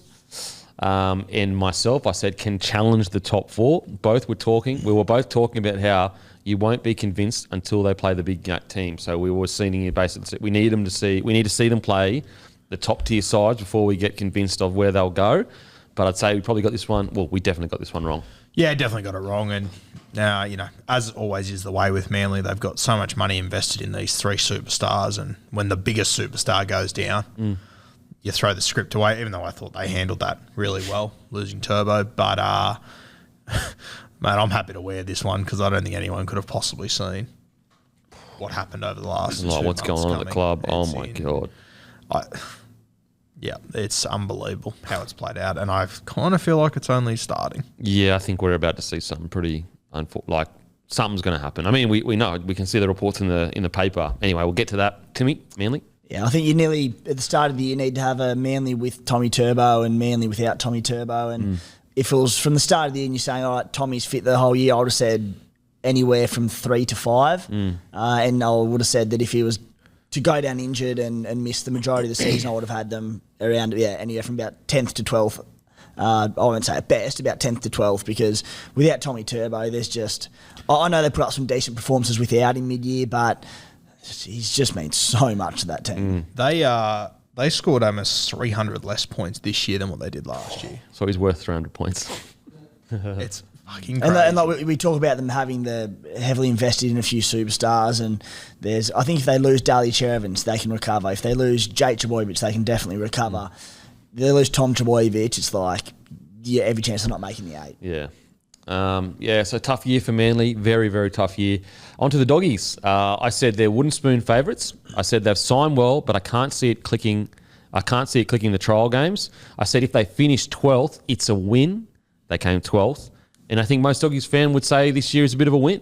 So, half right, half wrong with this one. They definitely didn't get the spoon. And I think they had a good year. Like, I really do, considering the fact they started so poorly and then the fact that they managed to pull themselves up top 12. If you're actually looking at the ladder with their wins and losses, so Doggies they ended up having 7 wins, 17 losses. Again, if that was last year, they're probably 10th. So, and I know it's if, buts and maybes and people don't like that, but you have to say, like, a lot of the decisions that Trent Barrett was making just wasn't working. And you have to wonder if the decisions that they ended up making with, like, pulling Flanagan in and doing the game plan that happened in the second half of the year, I could have seen them finishing 10th, 11th. So half wrong, half right with this one. I think this year's a win. The Guru, he said, you agreed that 12th would be a win. Denon also said Trent Barrett and Michael Maguire are under the most pressure as coaches. Boom. Gone. Winner. Yes, got one thing right. As much as you said this is half win, half lose for us, like, mate, the reason why we said all these things was because we said all fucking off-season, pick Flanagan at 7, pick Averill at 1, pick Burton at 6, let them train together, let them have coffees together, let them fucking know each other, then they'll play decent footy. Like, I personally think we nailed Canterbury more than just about any other team this year. Yeah, okay. I'll take it. I'm with you. Yep. Well, like everything that has happened, we said they need to do that's in a fair February. Point. Yeah, that's fair. You're right. We did talk ad nauseum. Like, Avrillo is not a 7. We've been saying that forever. Like the first 7 weeks, but we kept saying the same thing. Yeah, nothing would change. And as soon as it did, they started to win games of football and they started to look entertaining. I'm excited about them next year. I can't wait to see how they go. And the Gus Gould magic and then the Benny Hunt banter. Get me excited. Just keep in mind as well, they were sitting last from round 6 to round 13. Dead last. And so they've climbed up since then. They have lost. They won last week, but they lost 4 before that. But that middle period, they're impressive. All right, I'll take that as a win. Where'd you have them, Timmy? Yeah, certainly lower, probably lower than this. It reminded me a lot of their 2019 season under Dean Pay when, I think it was 2019, and they started the first half year really poorly. I think they were sitting around the wooden spoon, and it was just like, what do we salvage from this year? We can't make finals from a long way out. And they came home and finished 12th, and it just showed a lot of pride in that famous Bulldogs jersey. They came back and they scrapped and just finished the year well, and they've done the exact same this year. And yes, the first half of the season was a ride-off and really disappointing, but the way they've dug themselves out of this hole, I think the fans can be very proud of what they've produced ever since, because when you know you're out of the running for the top 8 a long way out, gee, it's hard to get up week in, week out. Yeah. And the Doggies have done it, and they now, with obviously these recruits coming next season, can go into next year with a lot of optimism. So I think it's been a good year for them.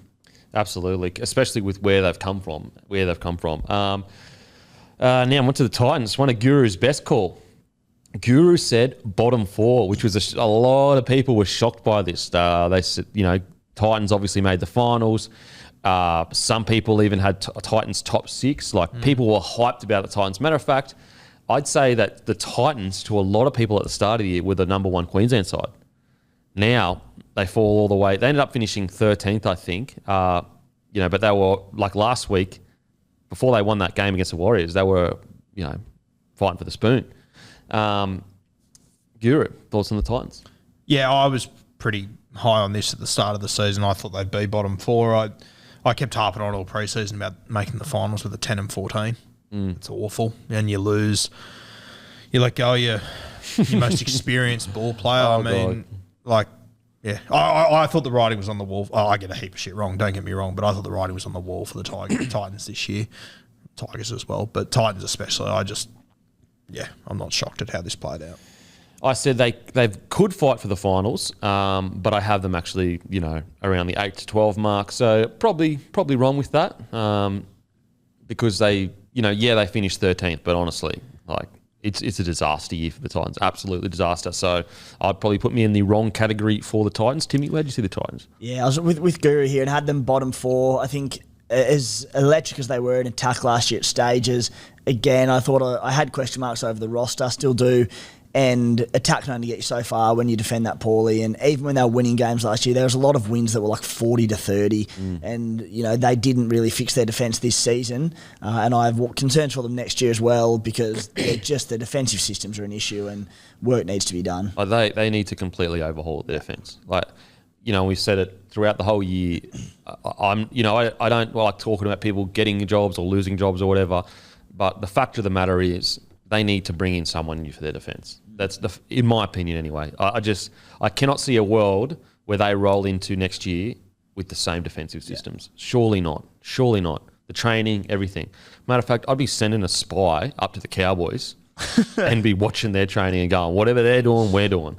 Because they need to change that for sure. Mate, they've got the Kuma Stallion, Brett White. The big fella. Whitey's signed on. Who was he with before that? The Raiders. Yeah, so Whitey's signed with them last week and brings a bit of experience. I think he's definitely got ambitions to be an NRL head coach and really, really good defensively, Whitey. So wasn't he at the Storm coaching as well for a bit or somewhere else? Jason Riles went down there, so similar. So yeah, I'm hoping that hopefully Whitey, that bit of Kuma country toughness, he can take up to the Goldie and teach those pretty boys up there. Now on to the Knights. One of the most controversial calls. Guru, he made a massive call and people were off him. They were absolutely annihilating in the competition. He had him penciled in for the spoon, but after the trials, he changed that to 13th or 14th, and you got absolutely annihilated for it. So much so that after the first 2 games, both of us were like, you know what, maybe we were a little bit wrong about the Knights, but I tell you what, Guru, you were right, and if you gave Guru shit at the start of the year, you won't. How about you leave a little, I was wrong down in the comment section. Sorry, Guru.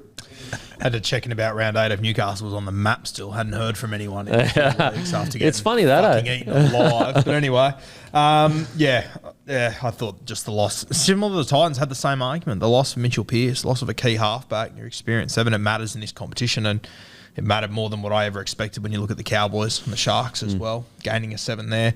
I don't know how to explain Newcastle. Even when you take out Pearce, it's a great side on paper. It's just not happening up there, though. Honestly, if there is one thing, I think this year more than any other year that I've been watching rugby league, it shows you a good solid 7. Do not let them go under any fucking circumstance. If I see clubs letting go of good solid experienced 7s in the future, you almost say you don't deserve to be in a recruitment role. It can't be any more clearer. It cannot be. The 2 teams that let go of their experienced 7s, like, yeah, were they world beaters? No. Went to the bottom of the table. The 2 teams that recruited good solid 7s, the 3 teams, the Broncos obviously fell out of the finals. They still went off the bottom of the table to the fucking... It cannot be clearer. A good experienced 7 is worth its weight in gold. You look at the competition. Penrith are in first. They've got the world's best 7. Sharks are in second. They signed Nico Hines. Cowboys are in third. They signed Chad Townsend. Parramatta are in fourth. Who are their 2 most informed players this year? Mitch Moses, Dylan Brown. Melbourne Storm are in fifth. We saw them last weekend without Jerome Hughes. They didn't fire a fucking shot. Roosters, the moment they solved all their issues, they moved Sam Walker to the 7 jersey. Rabbitohs, incredible what they've done. They've debunked. And then even Canberra. Who'd you go out and sign last season? And Mark Fogarty. And the form's coincided entirely with him coming back. Not that he's been a star by any means, and I think that's the point. That's the whole point. He doesn't need to be a star. He doesn't have to. I think over the last few years we've been distracted by a lot of these flashy fullbacks in the competition. Fullbacks are the icing. Your 7s are the cake. That's what you need to go well in this competition. Even 9 and 10, the next 2 teams that just missed the 8. Adam Reynolds, the impact he's had at the Broncos has been sensational. Dragons, mate, if they didn't have Ben Hunt... They could be 19th. Like they would have been all sorts. Even the team below that, Manly, the one, Ches was probably the only guy that was keeping their season alive. It's the Bulldogs. They fucking turn it around when they pick a 7 and halfback. And Flanagan, just a solid 7, gets them around the park. Look at the bottom 4 teams. Titans, no halfback. Knights, no halfback. Warriors, unfortunately, SJ's far from his best. Tigers, lost all their halfbacks. Couldn't work out who their halfbacks were. Probably played their best one at 13. You can read through the entire ladder and just go off their 7s, and it tells the story outside of South Sydney, who have just blown it away. 15 other teams tell their narrative with their halfback. But also, like, Locke Ilias is one of the best young 7s in the game. I think a lot of other clubs would pay good money to have a guy like him. And hasn't been a superstar this year, but he's used his back row of Colomatungi perfectly. And we have to remember, like, a lot of the magic for the Rabbitohs has been Latrell's ball play. Like, we're talking about Latrell Mitchell here. He is a once-in-a-generation, arguably once-in-a-lifetime player. A lot of their tries have come off his magic. He's got the most line break assists in the competition, and he's only played, half the season or whatever. That is made up for so much that they, you know what I mean? So, but also when you're a halfback and you've got a star in your team like that, get him the ball. Your job is to just get him good ball. Yeah, that's it. For sure, absolutely. And he's done it. Absolutely. Anyway, so look, Knights, we were both very... I said thinks it will be a very tough year for the Knights. Tough year for the Knights, and I think that's pretty bang on. It was a tough year. We made the point. Losing Pearce was massive, and that came through. What about you, Timmy? What did you have the Knights? Yeah, I think it was sort of anywhere from 9th to about 13th, and just around the points you've already made, just to the halves. I was disappointed. I'm definitely disappointed in their year. I thought they had such a stacked forward pack, KP at the back. There'd still be enough points in them off the back of that. I'd say probably a relatively similar roster to the Raiders, in heavily invested in the pack and a lot of depth in the forward pack. The Raiders fortunately gone one way, the Knights haven't with it, and I just, with the pack they've got, they've certainly underperformed. Now on to the Warriors. I can't see them making the 8, but I think it'll be a good year to build foundations to eventually be in the 8. However, could be a smoky for the 8, and I put him around 8 to 12. So I got this one wrong. I don't even think it's been a building year for the Warriors, unfortunately. I think I just underestimated. Well, first of all, I thought they would be at home for the whole year, not half of it. Big factor. And where they've shown, although they got pipped at the end of the game against the Titans, they've shown they play better footy at home. But I'll have to chalk this up to a loss for me. I didn't get this one right. They were probably more disappointing than I thought they would be. Guru, consider them for the 8, but thinks they'll just miss it. They're also a smoky for the 8. Thoughts, Guru? Yeah, obviously thought they'd be at home, same as you. I thought SJ would go back and link up with Reece Walsh. I thought they'd be a really exciting team to watch this year. They obviously haven't been. Disappointing year for them. And I just thought that the resiliency they'd shown over the last few years, I thought it'd sort of start to shine through this year. But did think that they'd be at home, obviously. So, but mate, I'll be honest with you. I think even if they were home, I still think I would have been wrong. Yeah, agreed. Timmy? Had them pretty low, even sort of with potential to go home a bit early, but it's just been a long few years with them, and something's got to give eventually. And that we know how tough they've been for the last 2 years, and I think it all just wore down on them. As you said, they didn't get the home games, and I wasn't surprised to see them finish where they did. Now onto the Tigers. Look, I think we were pretty clear on this one. We just both basically said they won't play finals. It'll be a tough year, and they've signed well for 2023, but 2022 will be tough. I will say, though, that Guru was really high on Hastings. If I'm being honest, I probably wasn't as high on Hastings. I just was unsure. Super League to NRL, it's such a different level. Like, okay, yeah, maybe the top sides of the Super League could challenge the NRL, but the bottom, the difference between top four there and the bottom is quite big. So one thing I will say that you got right with the Tigers and I definitely got wrong was Hastings' impact was massive. Yeah, and like you've obviously done a heap more podcasts than me, but when you just sit there and you listen to someone, you go, fuck, something's different here. I don't know. I just had that feeling with him that, he was going to be an attitude turnaround for them.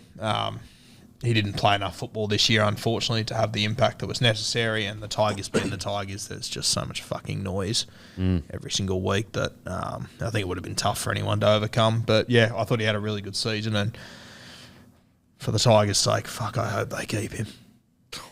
I don't think that. I think there's going to be movement there, and I just can't see a world where Hastings is going to stay and play 13 for the rest of his career. I can't see it either, and I personally, I think he'd be stupid to. It's just he's a 7. Especially with how valuable 7s are now. And I don't think there's ever been a better time to be an off-contract 7. Are you telling me the Newey Knights wouldn't be better off with Hastings at 7? Mate, if you want to go back through this list, I'll find you fucking 10 clubs that could need him. Yeah, he would be. So, yeah, it's an interesting time for Tigers. We'll get to their game, but wow.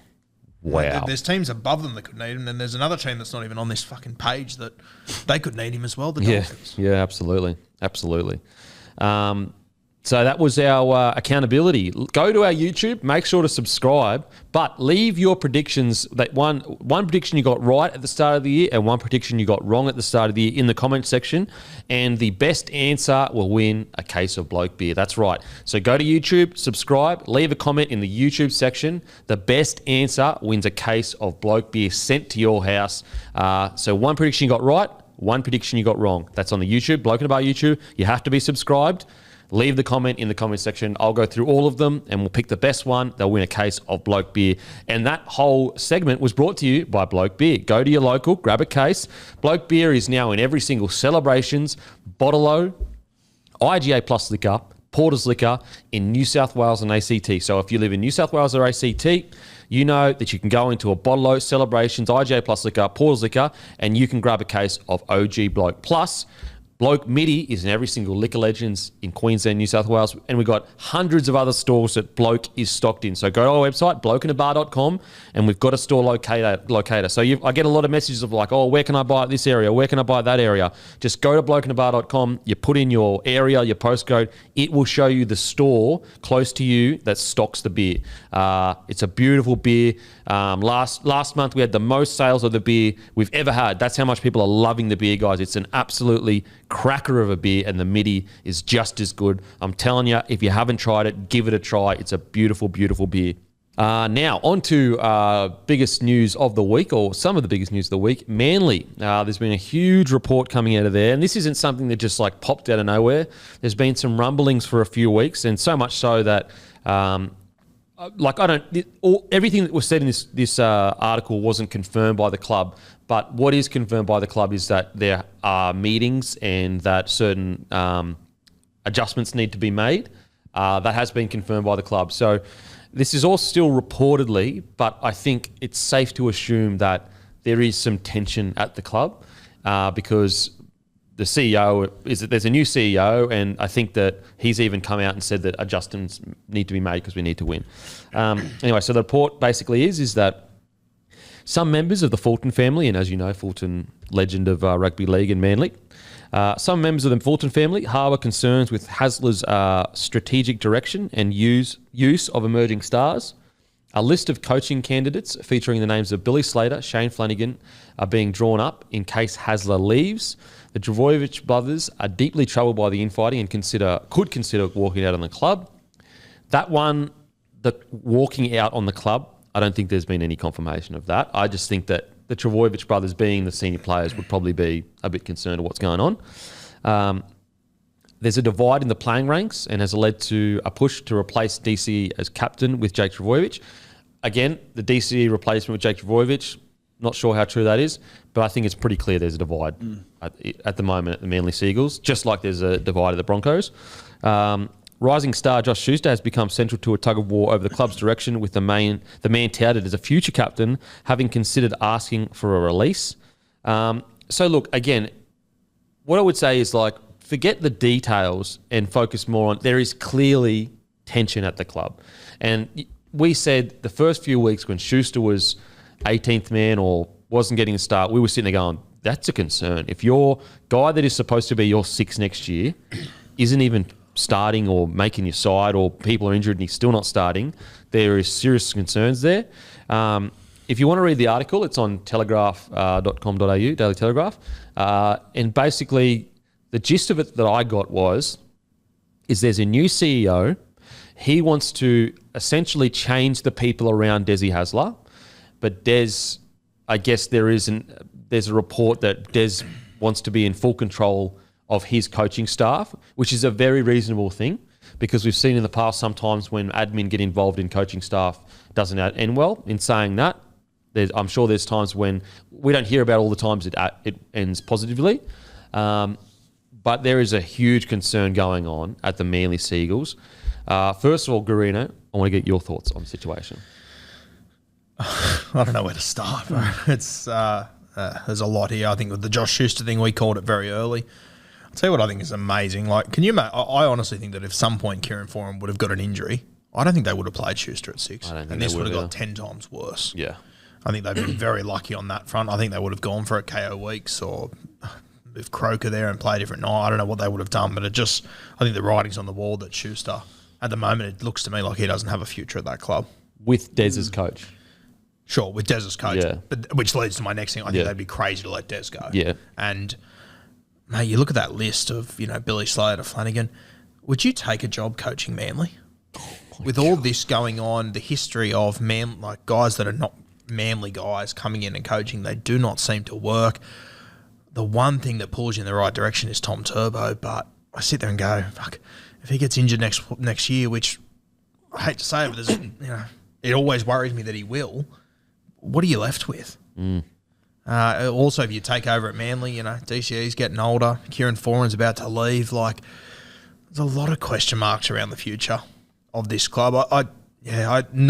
Previously, I think the Manly Seagulls would be able to just throw their hat in the ring and 100 coaches would jump at it. I'm not sure if they would at the moment. Yeah. Not sure if he'd walk into this. So I feel like if they were to sack Des Hasler, he'd probably be back in 3 years and save their asses once again. That's my vibe that I get off it. They finished. What they finished last year? Were they top 4 last year? Or 4. Yeah, top 4. 4th last year. I mean, one of the greatest years we've ever seen by a player, if not the greatest year. And then they lose that player the next year, and they were in the top 8 race until that debacle a couple of weeks ago with the jersey, and I refuse to believe that was Des Hasler's fault or idea.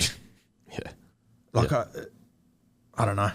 I think it seems to me like there's a lack of mirrors upstairs at Manly Seagulls. I will say the fact that Des was the only person in that press conference from the senior admin, very surprising to me. I feel like as a club, and I understand that the owners were overseas, but surely some senior admin should be in the room. Just be in the room at the very least, because that's not a coach thing. That's an admin decision. I think the only 2 guys that were in the room, DCE and the coach, they're the 2 under pressure now, apparently. Yeah, and they had nothing to do with that decision. What do you reckon, Timmy, about the whole situation? Well, let's focus on Des Hasler first, and then we'll get to Schuster. Yeah. Yeah. Because they're, yeah. Desi, firstly, Guru touched on or nailed basically what I was going to say in that they finished 4th last year, made a prelim final, broke some incredible scoring. They looked like a good football side. They were in the 8 up until round 18. The jersey debacle, which had nothing to do with Desi or the team, or like making the decision to wear the jersey at the store, like come up with the concept. And then they're the ones now potentially taking the fall. Now, I think, as you said, the thing that sounds likely in this is that Des has been told that a lot of the staff from underneath him have to go and they want to make changes. I think Des Hasler has every right to have a strong say on who the staff are underneath him. He needs people, and an NRL head coach needs people underneath him that he can work well with, that he knows well, that he knows will train the players to his game plan. Because if you get a head coach and then a defensive coach, an attacking coach and a wrestling coach and all sorts of different things on a different page, well, the defensive coach, all he's worried about, his job is making them score less points. So everything he tailors will be towards that. And that might not go hand in hand with the way the attacking coach wants to go or with how the head coach wants to go. Now, if Des Hasler has a say in these coaches and stuff, he can get the people that he knows will do a job and get everyone on the same page. So, you know, like at an NRL organisation, it doesn't mean that Des should be able to say, oh, these 10 people and I will have it no other way. But he should have a significant say in that. So if they're coming in and saying, we're clearing out the staff underneath you, Des is going, well, where the hell's that leave me next year? I don't even know who's like... I think Desi should stay, and I think a lot of the staff underneath him should stay because it's just panic mode. Well, it's what I don't get with that whole decision of like we want to put in people that we think should be in the coaching staff. Like I understand, I agree that okay, Des should have a bit of a say in the team list manager and the general manager, and this, you know, as in a say of, you know, you show them the respect of like this is who we're going with. Do you get along, error?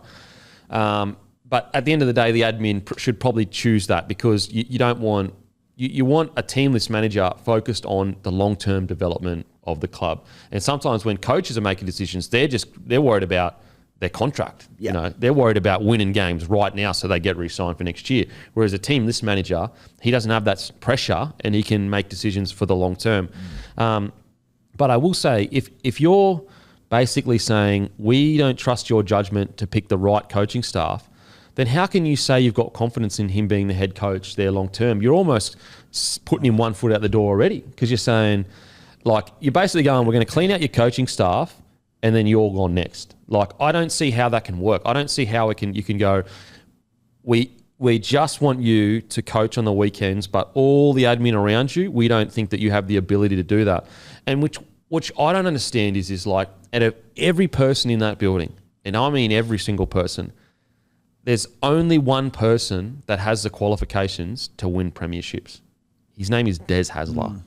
Everyone else there may be super qualified and really good at their jobs, but to my understanding, and this is, I'm not saying this facetiously or whatever, I could be wrong, but to my understanding, hasn't won a premiership.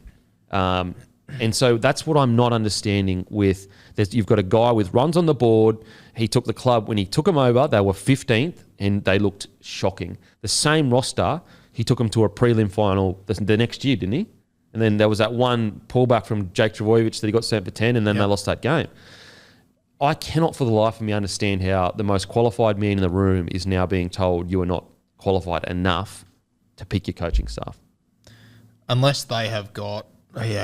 unless they've got Bellamy, Wayne or Robinson lined up to coach them next. How could you possibly consider letting Des go? Honestly, and this is going to sound insane, but you could make the argument that Des has more experience in building rosters to win comps because he's done it at multiple... And I know the Doggies didn't win, I understand that, but he did. He went straight to the Doggies. They made 2 grand finals in a row. And so, like, he's done it at multiple places, whereas Bellamy...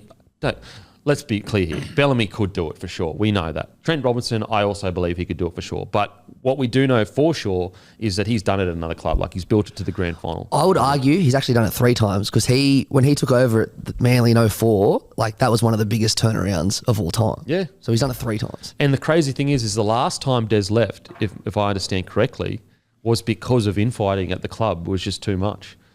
So it's really, really strange. Well, he left after a premiership, so it has to be that. it's really strange because, look, if the admin want to make these decisions, the tough thing is like, let's say the admin do make these decisions, and let's say Manly just nosedive out, and for the next 3 years they're terrible. Will they put their hand up and say and step aside? Usually we don't see that with admin. So I feel like if you're going to make these calls as admin, you should be held responsible, held accountable. Whereas, put it this way, if they allow Des to do what he does and they do, they go off a cliff and they struggle, then you can say, we're moving you all on. Everyone's getting moved on. But this 1 foot out, 1 foot in, 1 foot out, it's like, let's say they do exactly what they move all of Desi's coaching staff, and then Manly go on to play poorly next year. Who's to blame? Is it Desi or is it the admin? You don't know, because you've got Desi coaching, but his coaching staff are the admins. So it seems a bit strange. Now look, this article could be focusing on the extremities, and there could be maybe the Manly admin are actually approaching it in a much more measured way of like, we're not necessarily saying he can't choose the coaching staff. We just feel like we should have some say as well as him, and this should be a mutual kind of, which, I could understand. But me personally, I think he's absolutely earned at least another year. At least another year. We have to remember, he's had crazy amount of injuries. Tom Trbojevic, his main guy, has been out. I think even the Penny Panthers would struggle. Okay, maybe they'd still make the 8, but if they lost Cleary, I think they'd struggle. For sure. Yeah. Over a season. So I personally think Desi deserves at least another year. I mean, like you mentioned before, like what Des has done in his career. Like you think about, like he won 2008 with the Manly Seagulls. Then they won again in 11. Like completely different halves pairing, completely different footy side. He then goes to the Canterbury Bulldogs and, as you said, didn't win a comp. What's more impressive, winning a comp or making 2 grand finals with the team he had? Like, I'd rather win the comp. Yeah, for sure. Making 2 grand finals is incredibly impressive. Keep in mind, who was the halves pairing for New South Wales when we finally ended Queensland's fucking 8 in a row? Trent Hodkinson and Josh Reynolds? I mean, like, I think what he's done over the last few years and the way that he left the Seagulls, he went to the Bulldogs, completely different side, and he completely changed the way rugby league is played through, ball playing forwards and whatnot. He absolutely did that, for sure. I don't understand how Manly could possibly be looking around the room going, we can see someone better out there. I can't believe they looked internally and said, Desi's the problem. Do you know what I mean? That doesn't make sense to me. Mate, the only thing I can think is that he's gone into that press conference a few weeks ago with us, what they wanted him to say, and he hasn't followed it. I don't know. But, mate, I was thinking the other day, is there a coach and a captain combo you would rather have, probably outside of Smith and Bellamy, for that exact moment? They nailed it. Nailed it. Years and years of us all going, Deuce, he's so boring, he's like a politician. He nailed it. Paid dividends there. Yeah, it absolutely paid dividends. And I thought they handled it with class. I really did. It's just, it sucks. I feel like Desi gets such look, I know the Doggies fans believe that he was a huge reason for why they went through the troubles they did. Fair enough, whatever. But I still believe Desi gets the short end of the stick in regards to, he just doesn't get appreciated for what this bloke's achieved. Yeah. He really just doesn't. And to think that, the fact that he managed to turn the club around after Trent was there. Anyway, now I want to Schuster. On the weekend, KO Weeks plays fullback, and Schuster played 18 minutes off the bench. Andrew Davey, who is going to Eels next year, isn't he? Has he signed somewhere else? Those are the rumours. I'll check. I'm pretty sure like he's going to the Eels next year, and he's starting. And Dylan Walker, who's going to the Warriors next year, starts at 13. Yeah. I think that. I think that. Do you think that may be the point that Manly admin have? Is like, we have this incredible talent, Des, and you're not giving him a crack. And then Desi is saying, well, he's not. He doesn't seem to be at the form he needs to be at. I don't know if he's going to Para, but he's definitely leaving Manly. He's definitely leaving Manly. So you basically got 2 blokes that definitely are leaving, that, got to start over a guy like Schuster, who you're trying to get as much footy into him as possible. And Ben Trbojevic played centre, didn't he? Yeah. And he's also in front of Schuster for a back row spot, we've learned over the last few weeks, seemingly. Yep. That's something I didn't think about when Gerbo was ruled out. Even in my mind, I straight away went, they'll just play Walker at 13. Fuck, it would have been a good opportunity. Just throw him in there. It's, it must be. I do think the Schuster situation is probably like a really sore point for the club because Des clearly thinks he's not ready. The club clearly have their eggs in the Schuster basket.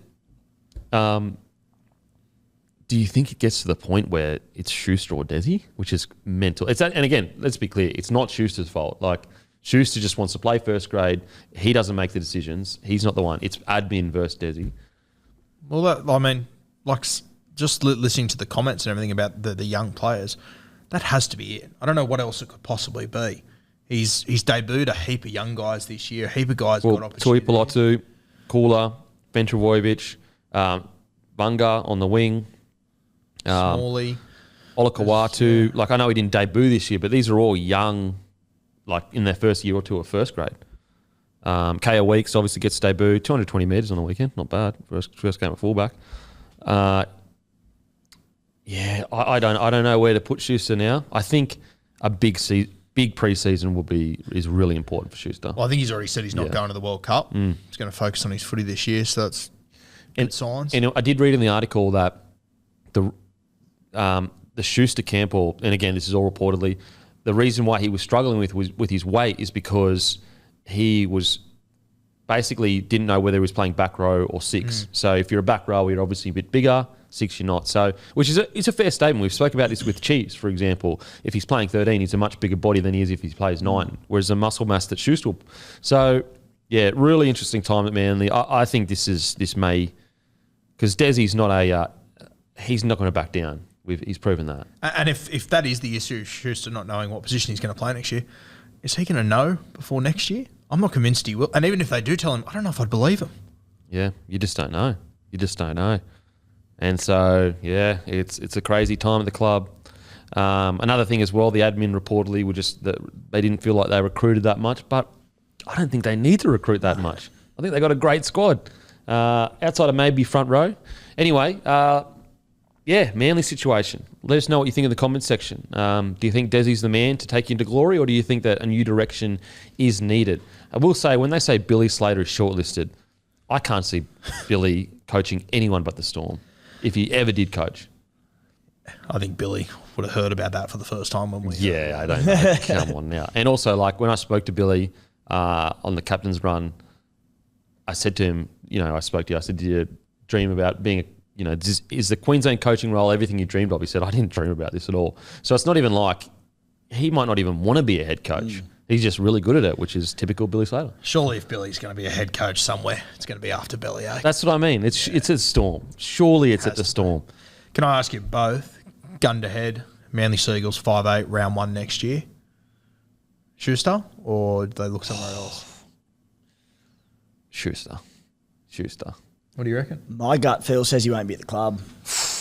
Timmy, you come with the big one. Yeah, well, I just think it makes no sense as to why he's played such few minutes this season. And it was like, all right, up until when they were still in the hunt for the 8, it was like, maybe his form has suggested that he's not in the starting team, potentially not even the 17. Fine, but since the last month or so when they haven't been able to make the 8, it's like, why in the world would he not be getting a running there somewhere else? I don't understand it. So, and because I don't understand it one bit, I just think there's got to be more to it. And I'm just thinking maybe he's going out the back door to another club. And I could definitely be wrong. I don't feel strongly about it, but my gut feel says he won't be at Manly next year. And that's where I start to get the inference of, like, is that the pain point? Like, is the admin sitting there going, Desi, you've got this young gun that's supposed to be the next generation and you won't play him. And Desi's going, he's not ready. That's why I'm not playing him. And that may be the real tension between Desi and the admin, potentially. Or he's not going to be here next year. So that's why he's playing 7 minutes a game. Yeah. Again, all speculation, guys. All speculation. Because that's the other thing. Like, as you said, he's playing 7 minutes, whatever the hell it is. If you need him to get fit, play him at 5'8" in reserve. I know, it doesn't make any sense. You're not fucking utilising him anyway. We spoke about this at the start of the year. I would rather a young guy play a full game in reserve grade in key positions. Forwards is a little bit different. I'd rather him go back to reserve grade, lead a team around the park. You're going to learn way more. Who was it that went back and did that. Anyway, it doesn't make any sense. So it sucks, man, because Manly finally came back. You know, they come back and they had such a likeable roster that the whole joke about everyone hates Manly kind of thing, like they kind of became a lot of people's second side because of the Trbojevic brothers, you know, the DCE narrative of, you know, finally the origin situation. So sucks to hear, but I do think that it's going to get worse before it gets better. Now, on to huge news that just dropped out of nowhere. My head nearly exploded. Joseph Suaalii's mentor, Steve Nesteski, has said the Roosters need to let go of Tedesco if they want to keep Suaalii, and also like let him go like pretty much next year. Now, if I have questions as to whether this guy is still really close to Suaalii, because this is the last thing the Roosters and Suaalii needs heading into finals footy. If you are a mentor to this bloke as a young kid, the last thing he needs is a headline like this going into the biggest time of his career. You are doing him no favours. And the thing that's sad is there's a bunch of fans out there that are going to take this out on Suaalii, not this guy, and they're going to think Suaalii has something against Tedesco, and it's just super unfair on Joey. So what I will say to listeners is we don't know how close he is. He could be a bloke that helped Suaalii when he was 16 years old. This guy, until we hear word from Suaalii's actual manager, or Suaalii himself, please do not attribute these words to Suaalii and that this is what he feels. But basically, this guy said he's a mentor and needs to let go of Tedesco. Thoughts on the... I hate it. I think it's ridiculous. I can't see a world where the Roosters don't retire James Tedesco at the club. I think it's crazy. And I agree with you, mate. I think Suaalii needs to be very careful, the people that are around him and what they're saying. Because as much as we can sit here and say, you know, don't take it out on him. Subconsciously in rugby league, when there's noise around someone, it stays there. It's hard to get rid of that smell. And if he starts to go to union, come back to league, which I got no issue with, to be honest with you. I'd selfishly want him to stay in the league, but as I've learnt with many superstars over many years, we will find someone to replace him. It'll be great if he stays, and I hope he does, but if he doesn't, we will be okay. Yeah. There will be another kid. But yeah, I worry that people could turn on him very quickly. Compound that in with the fact he's at the Roosters. Yeah. I mean, he's already like... It's a typical Australian tale of the superstar, tall poppy syndrome. Like, Suaalii has done nothing wrong and he already has haters. He's done nothing and said nothing wrong. Yeah. Would you go as far as to, like, if I'm Suaalii, I'd almost consider coming out and saying, that guy doesn't represent me and I have my own management and we're going to, you know what I mean? Just to make sure everyone knows that, I mean, look, I could be wrong. Maybe he does represent him. I'm not sure. And if he does, he doesn't. So has that recently come out? No, Suaalii's manager is Isaac Moses. Is he his actual manager, or is just helping with the negotiations? What I mean is not that he's managing. What I mean is like he doesn't represent me now. Like, for example, he may not be his manager, but he could be close to him in real life right now, constantly speaking to him. If that is the case, then okay, they're currently close. But I've got a conspiracy theory. Because this guy brought, and like obviously I'm a South fan, but this guy brought Suaalii to South and warned Suaalii that his pathway at the Roosters will be blocked. That's what this article's saying. So maybe this was planted by South, at this time of year. I like that, Matty. I like a bit of tea. The week of a sudden death, huh? Yeah. Always the way with South. It makes sense because this coming out now, if you are close to Suaalii, it is the last thing he needs heading into a finals. Tedesco, one of the club's most beloved players, arguably one of the club's greatest ever players. Obviously, you've still got Freddie and, plenty of players before him. But, I mean, he'd be in the top 17, that's for sure. To say that before a finals, what do you think, Timmy? Yeah, unfortunately, I'm agreeing with a lot of things the Guru's saying today, and I just don't know how I feel about it. Unlucky, my friend, I'm unlucky. a bit concerned for myself. And it just sounds like the biggest crock of shit, doesn't it, to be honest? And as Guru touched on, I just start to get a little bit concerned for Suaalii. He's obviously a very quietly spoken sort of young fella who's got the world at his feet in terms of rugby league at the moment, and God knows what other sport he could kill it at. And I just hope he's got the right people around him, because he seems like, and which is very fair at his age and his rise to stardom, that he's had to take a seat back and let his managers and people and all that, people around him speak for him, and that's fine. I just hope they're the right people, because you hear stuff like this come out and you're like, it just concerns me for him. And yeah, I hope it's all just rubbish and garbage and maybe a seed planted by the bunnies or whatever, but it does concern me if there's any truth to it. Because I tell you what, there's one bloke you don't want to piss off in rugby league, and his name is Politis. Yeah. Bruh.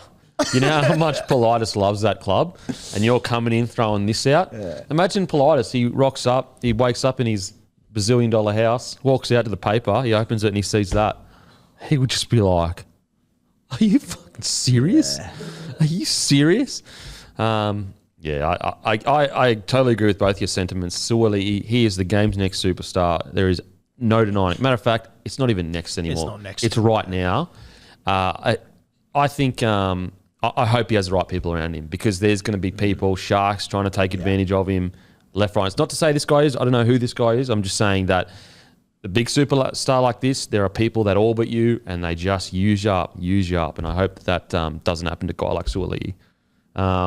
There's been plenty of athletes that after their career ends, they come out and they tell stories of people that, promised them this and did this and then, bailed. So hopefully it's not. I will say though, Suaalii, what a pleasure he is to watch. What an absolute pleasure and a privilege to be able to say that we saw this guy's first year, because in 10 years' time we're going to be like, man, remember when this little kid came onto the scene? Big, tall, gangly bloke, but he was strong.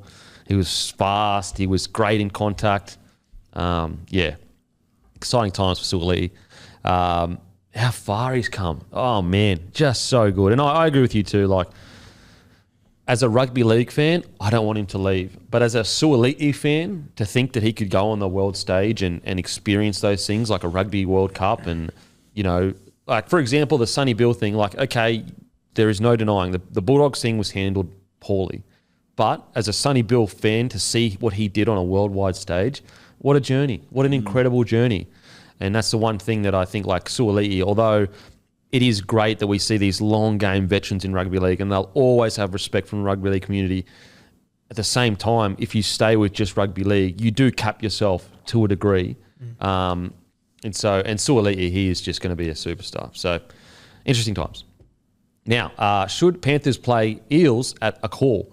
Now, we've spoken about this before with the Sharkies. We felt that the Sharkies should play at their home ground. Now, you could make the argument that this is slightly different due to the numbers that would turn up to this week's game. Panthers versus Eels, you're probably going to get, what do you reckon, 50,000? If you had a big enough stadium, about 50,000 people would rock up to this, you reckon? Yeah, you could push more for a local derby, I reckon. 60? This game? Yeah, maybe. And so the argument is like, okay, Penrith Panthers basically can only fit, 15? 22? And so there's going to be heaps of people that can't get in. I personally believe that the top four side should have the choice. They should have the choice. If they want to take it to a call, take it to a call. If they want to keep it in Penrith, you keep it at Penrith. What do you guys think? No, I agree with you. I think if you're a top four side, you should have priority of where you want to play. If you want to play that on your home ground, gives you the best chance to win. I think you should be able to play there. I know we're going to let the monster out of the cage soon. Yeah, Timmy? Yeah, I think they'd get 60-odd thousand of that, if not more. It'd be epic to play it there. But under the way the rules are, Penrith have earned the right to play a home semi-final that it will benefit them tremendously playing in front of 22,000 Penrith fans rather than having a split at Acor or whatever it might be. So if Penrith wanted to do it to get extra fans in there, sweet, but it should be up to Penrith who have earned the right to play at home. Addy? Yeah, I totally disagree. I think we're stuck in the 90s a bit playing these big games at suburban grounds. Like, you're locking fans out just isn't it for me. Like, you're going to lock out 30,000, maybe 40,000 fans who haven't, because think about it, there was Para versus Penrith last year, but that was during COVID. So we haven't seen this Battle of the West in the finals for however long. I also think that you shouldn't be like advantaged for having a suburban ground. Like, for example, if the Roosters came first and they made and they got a home final. They'd played Allianz, and all the Penrith fans would be allowed in, because it's a 45,000 seat stadium. So like in that way, you're actually getting more advantage from having a suburban ground. I just think we're stuck in the past a bit, and we're kind of stuck in our ways, and people think it's the right way because it is the way. But look at Geelong versus Collingwood on the weekend. Geelong came first, and now their stadium is under renovation, but I think they can still fit 22,000. And they played at the MCG. It was full. Got 100,000. Yeah, it looked hectic. It looked sick. Geelong still won because they're the better team. I think that's how it should be. Okay, I'll ask you this then, Matty. What about, so Penrith fans, what would they rather? Let's say the game is super tight and a home ground gets them an extra 2 points just because it's a home ground, the crowd gets into it, 1 or 2 calls that are 50-50 go Penrith's way. Would they rather win the game and not be able to see the game? Or would they rather be able to watch the game and lose a tight match because it wasn't at home? Of course they'd rather the win. But do you really think they deserve that much of an advantage when half the teams play out of the big stadiums anyway? I honestly think you're disadvantaging the teams that do play out of the big stadiums. Because if South I'm not going to say South because I'm going to sound biased, but so let's say the Roosters. Like, as I said before, the Roosters fans... Well, we're not biased there, so proceed. Yeah. If the Roosters came first and they were playing Penrith who came fourth, there'd still be 20,000 Penrith fans let in. So like, and that's not the case for this game. I actually think they're getting advantage for playing at a suburban ground. Even the Sharks game. People are on Twitter blowing up right now that they couldn't get tickets. Buzz Rothfield couldn't get tickets. Stay off Twitter, bros. Yeah, I know, Twitter. That's your first mistake. Yeah. I don't go near it. Yeah, but I just think... I can see your argument. I can see your argument, but like, it's not the Panthers' fault that they got a smaller stadium. I'm sure if they could have a 50,000 stadium out in Penrith, they would. Yeah, it's just, I know that, and of course the Panthers fans want their stadium there. I mean, want the game played at that stadium. I just think, like, the NRL, and they're costing themselves so much money as well. There's other ways you can do it. You can give the Panthers fans the good seats. You can somehow give some of the profits to Panthers, because I know Cam Smith said that the NRL own the finals or whatever. But seriously, they're doing it just so they're scared of a Manly versus Cowboys game being played in front of an empty stand. That's why that's what I think the reason they're doing it. And I think that's ridiculous. Can I throw a hypothetical at Matty? Yeah. You can do whatever you want, Gurino. So Penrith v Parramatta this week. Yeah. Is it fair to say Parramatta is Penrith's biggest rivals? Yeah. Yeah, Fair to say? Okay. So let's say hypothetically if it was finals week 1 versus 4, Bunnies were 1, Roosters were 4th. It's the same situation, arch rivals. Yeah. If the Bunnies years ago had built up the stadium at Redfern Oval and there was 22,000 that could get into Redfern Oval, would you be happy to then go, fair play, we'll play it at a bigger stadium and lose that home ground advantage? It's 100% a fair point. And as a South fan just wanting my team to win, I get the Penrith fans wanting to have their stadium. Of course, I'd rather any advantage. I'm more looking just as a broad, non-biased view. As a violent dictator. That's what as a violent dictator. A totalitarian government. I know I'm probably in the minority here, and like... No, you're making good points. Yeah, you are making good You're making points, great points. It's not unreasonable at all to have.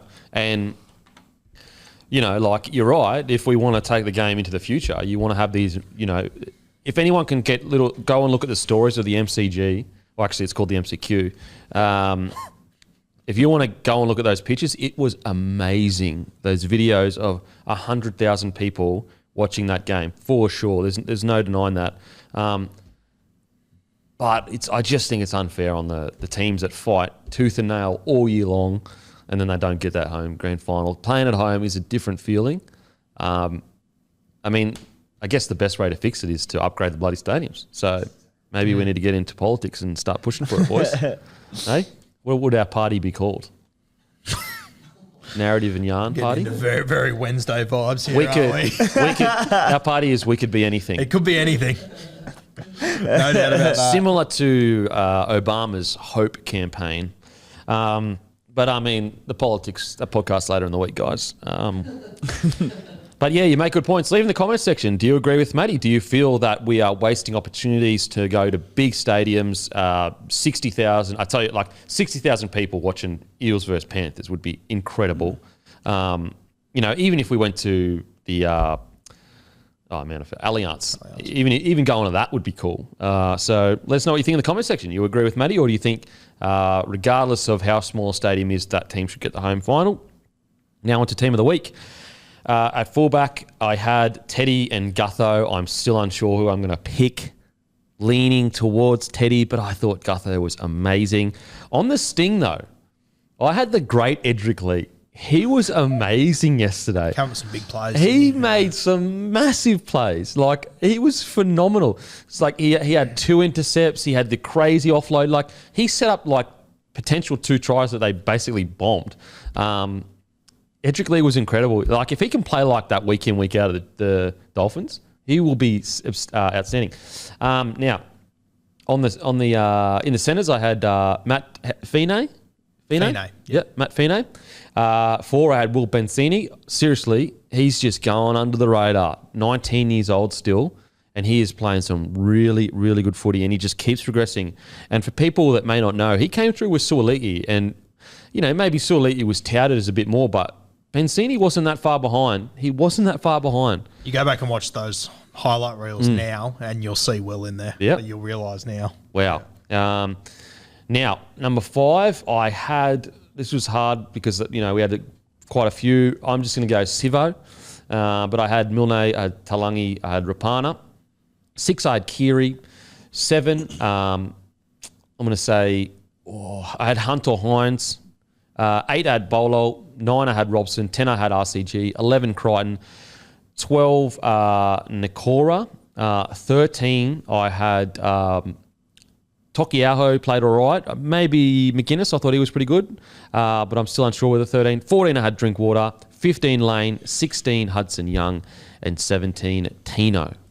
My side, I had Gutho at fullback. My wingers were Rapana and Tane Milne. I had Val Holmes in the centres with your boy, Sebi Chris. I thought he had a big game with the Canberra Raiders. He's in me notes, Sebi Chris.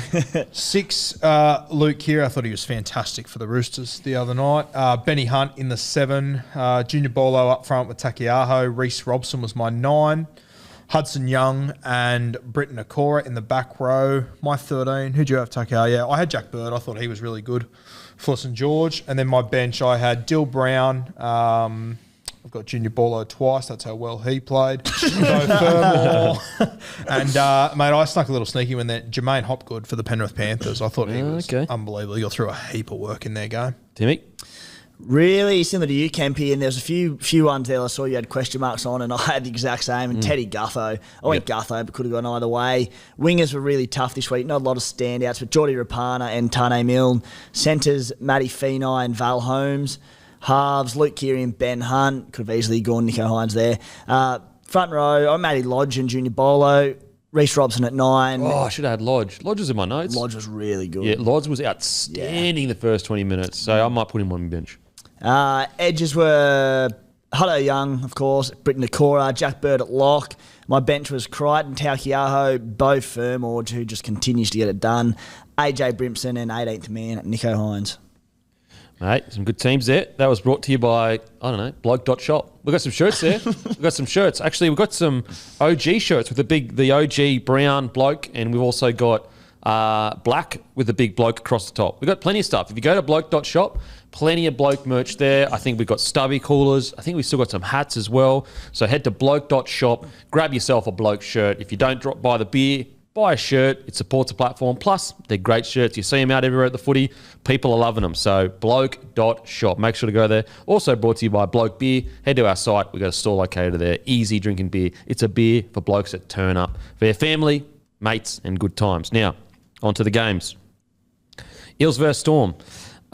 This really, really interesting because I don't know where to put it because Hughes wasn't playing. It's such a key, crucial thing. But I will say, if you're just focusing on the forward pack, which Hughes, Hughes does play a big role in the fact that when they get quick play the balls, he's, very high energy. But I just thought the forward pack of the Eels was outstanding. And my concern with the Storm, when I wrote the Storm off, copped a bit of shit this year. If I'm, and I said they were back after they towed us up, the Broncos. I'm starting to get a bit nervous with saying they're back after watching that on the weekend. I just worry. Again, at the start of the year, I said their forward pack I was a bit concerned about. after watching them against a premier forward pack, I'm a little bit concerned. Right now, I would probably have them 4th or 5th to win a premiership. I would have Penrith 1, Roosters 2, Eels 3. I know people hate that. Then maybe Storm, so maybe 4th. In saying that, the Storm did incredibly well to still be in the game. 22-14, in my opinion, doesn't represent what the game was like. The Eels absolutely dominated. So I don't know whether to say the Storm were incredible by hanging in there, or to say I'm concerned that the Eels didn't put them away more.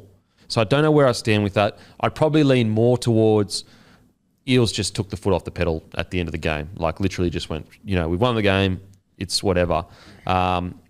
Guru, what do you think about this game? Yeah, I'm pretty similar to you, mate. I thought 8-0 at halftime to Parramatta. I think that flooded Melbourne. Massively. And then I thought 22-14 massively flooded Melbourne. For the back end of the game, I thought Parramatta were the better side by a long way. I thought that when they came out in the second half, obviously the first 5 minutes of the second half is so crucial in every single game. And Parramatta, the Melbourne Storm, they started well. They got a good set. They kicked deep. And then Gutho had a really good kick return, got a penalty, put Pensini over in the next set. And, they scored after 3 minutes coming out at halftime. And then I felt like they took the pedal off, the foot off the pedal, obviously.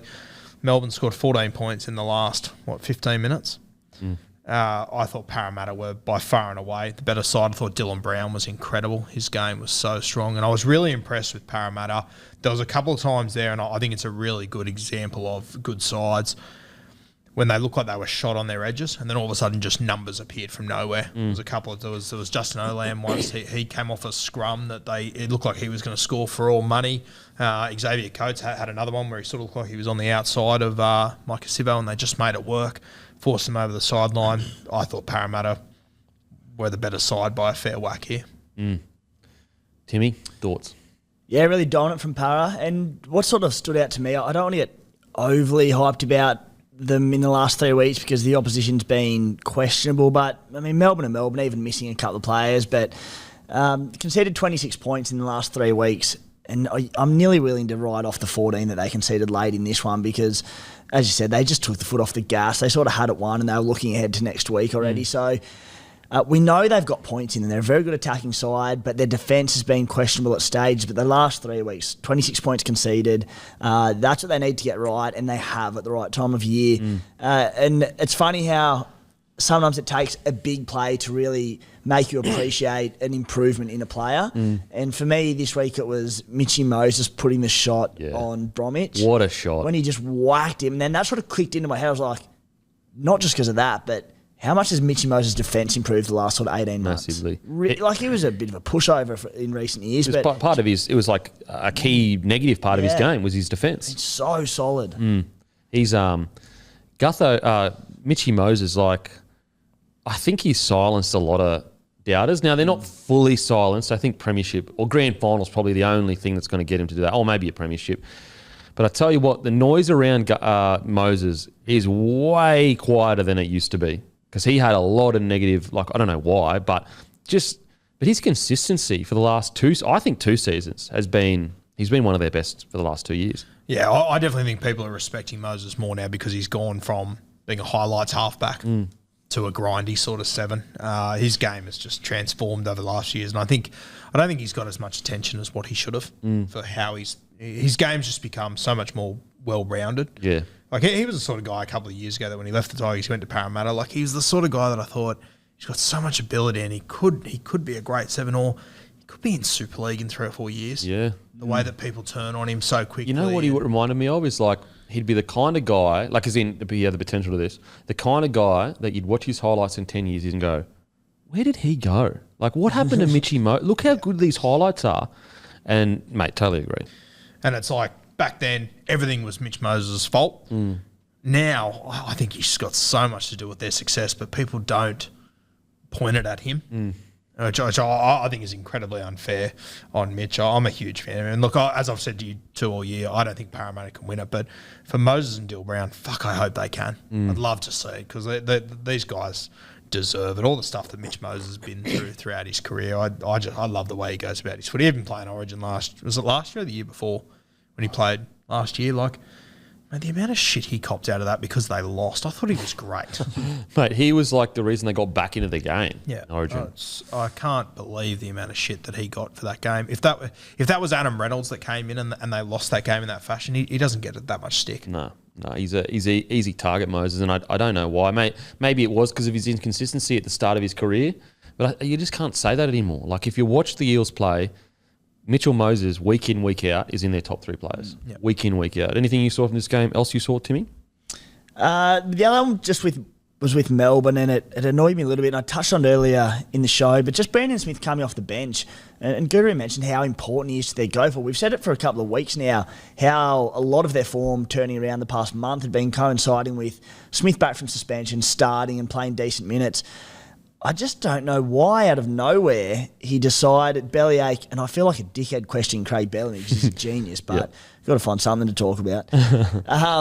I just don't know why he decided to play him off the bench in this one. He played 47 minutes, which is okay, but I think he's so important to that go forward and some speed around the ruck and that bit more mobility around the ruck in quite a big forward pack they've got. 47 minutes. I think you can get 60 out of him, and I think you can start the game because they started the game on the back foot early and they couldn't recover. Oh, I mentioned it earlier as well. In the first 3 minutes, you could see Junior Ball and Regan Campbell-Gillard, they were going forward.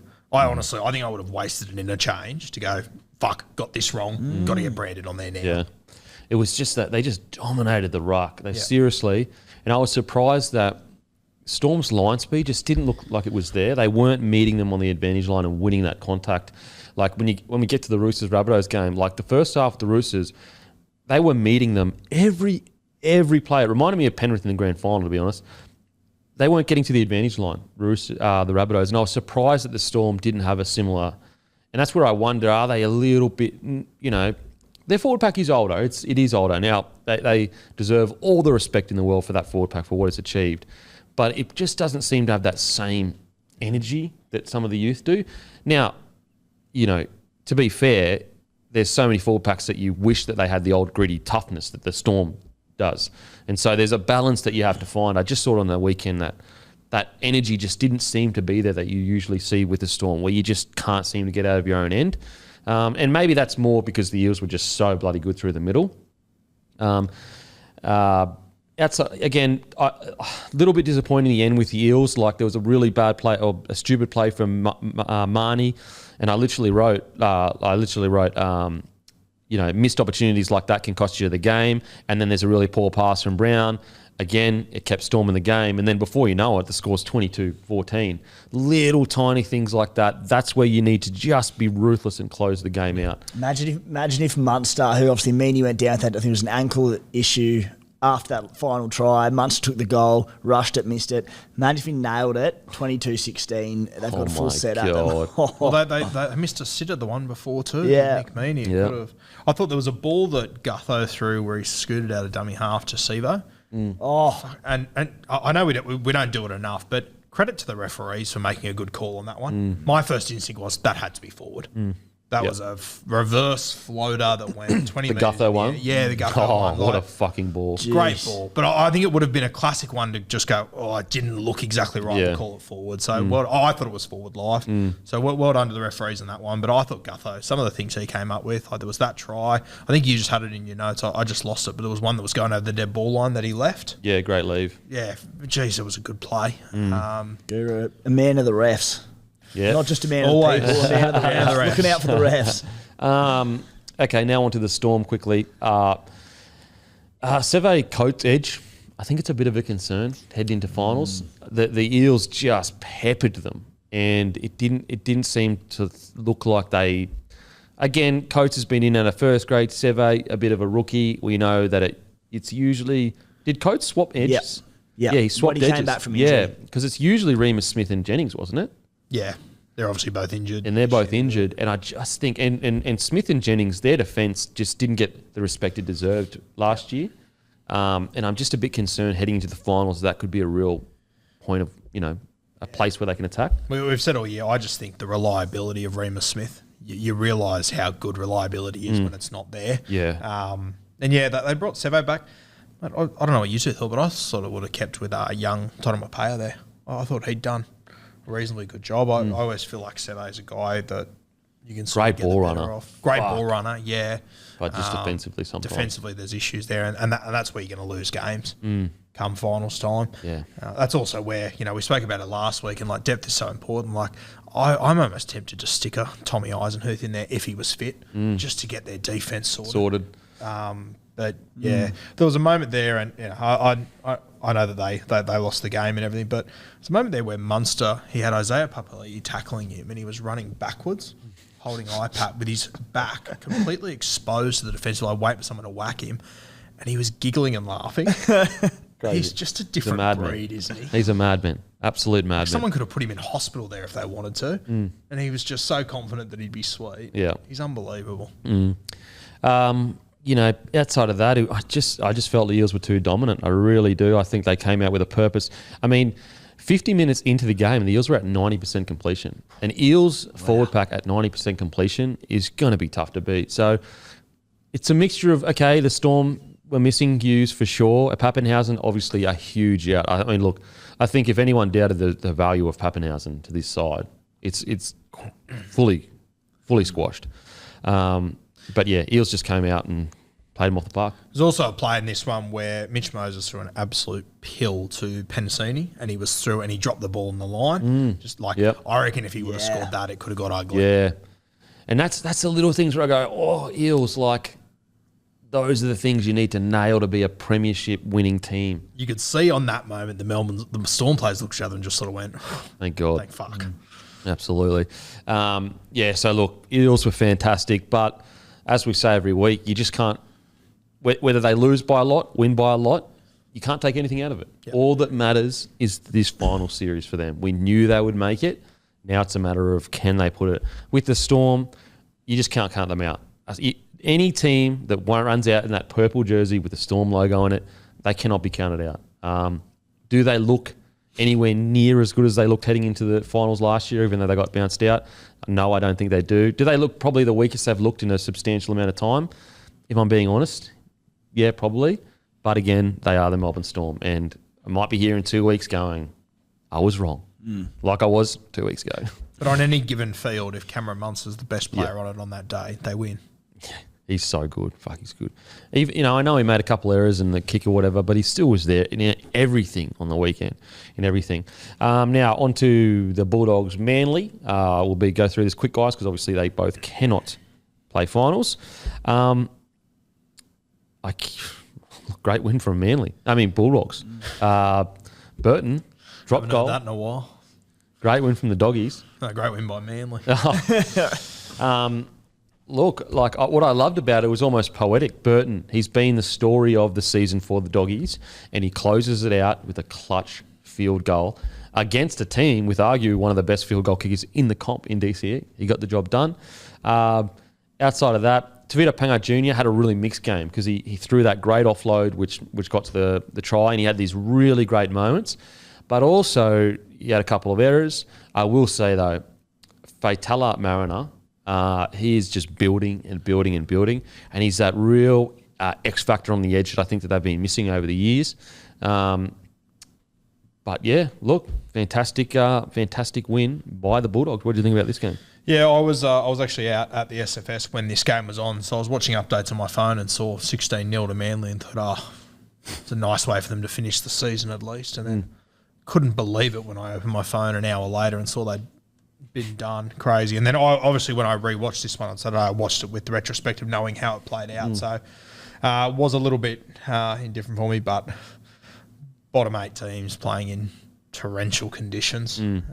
Wasn't pretty, but well done to Canterbury and well done to Matty Burton. I think that he's played really well this year, but he probably hasn't had as many of these moments as he's deserved this year. So good for them to finish on a positive note there. Timmy?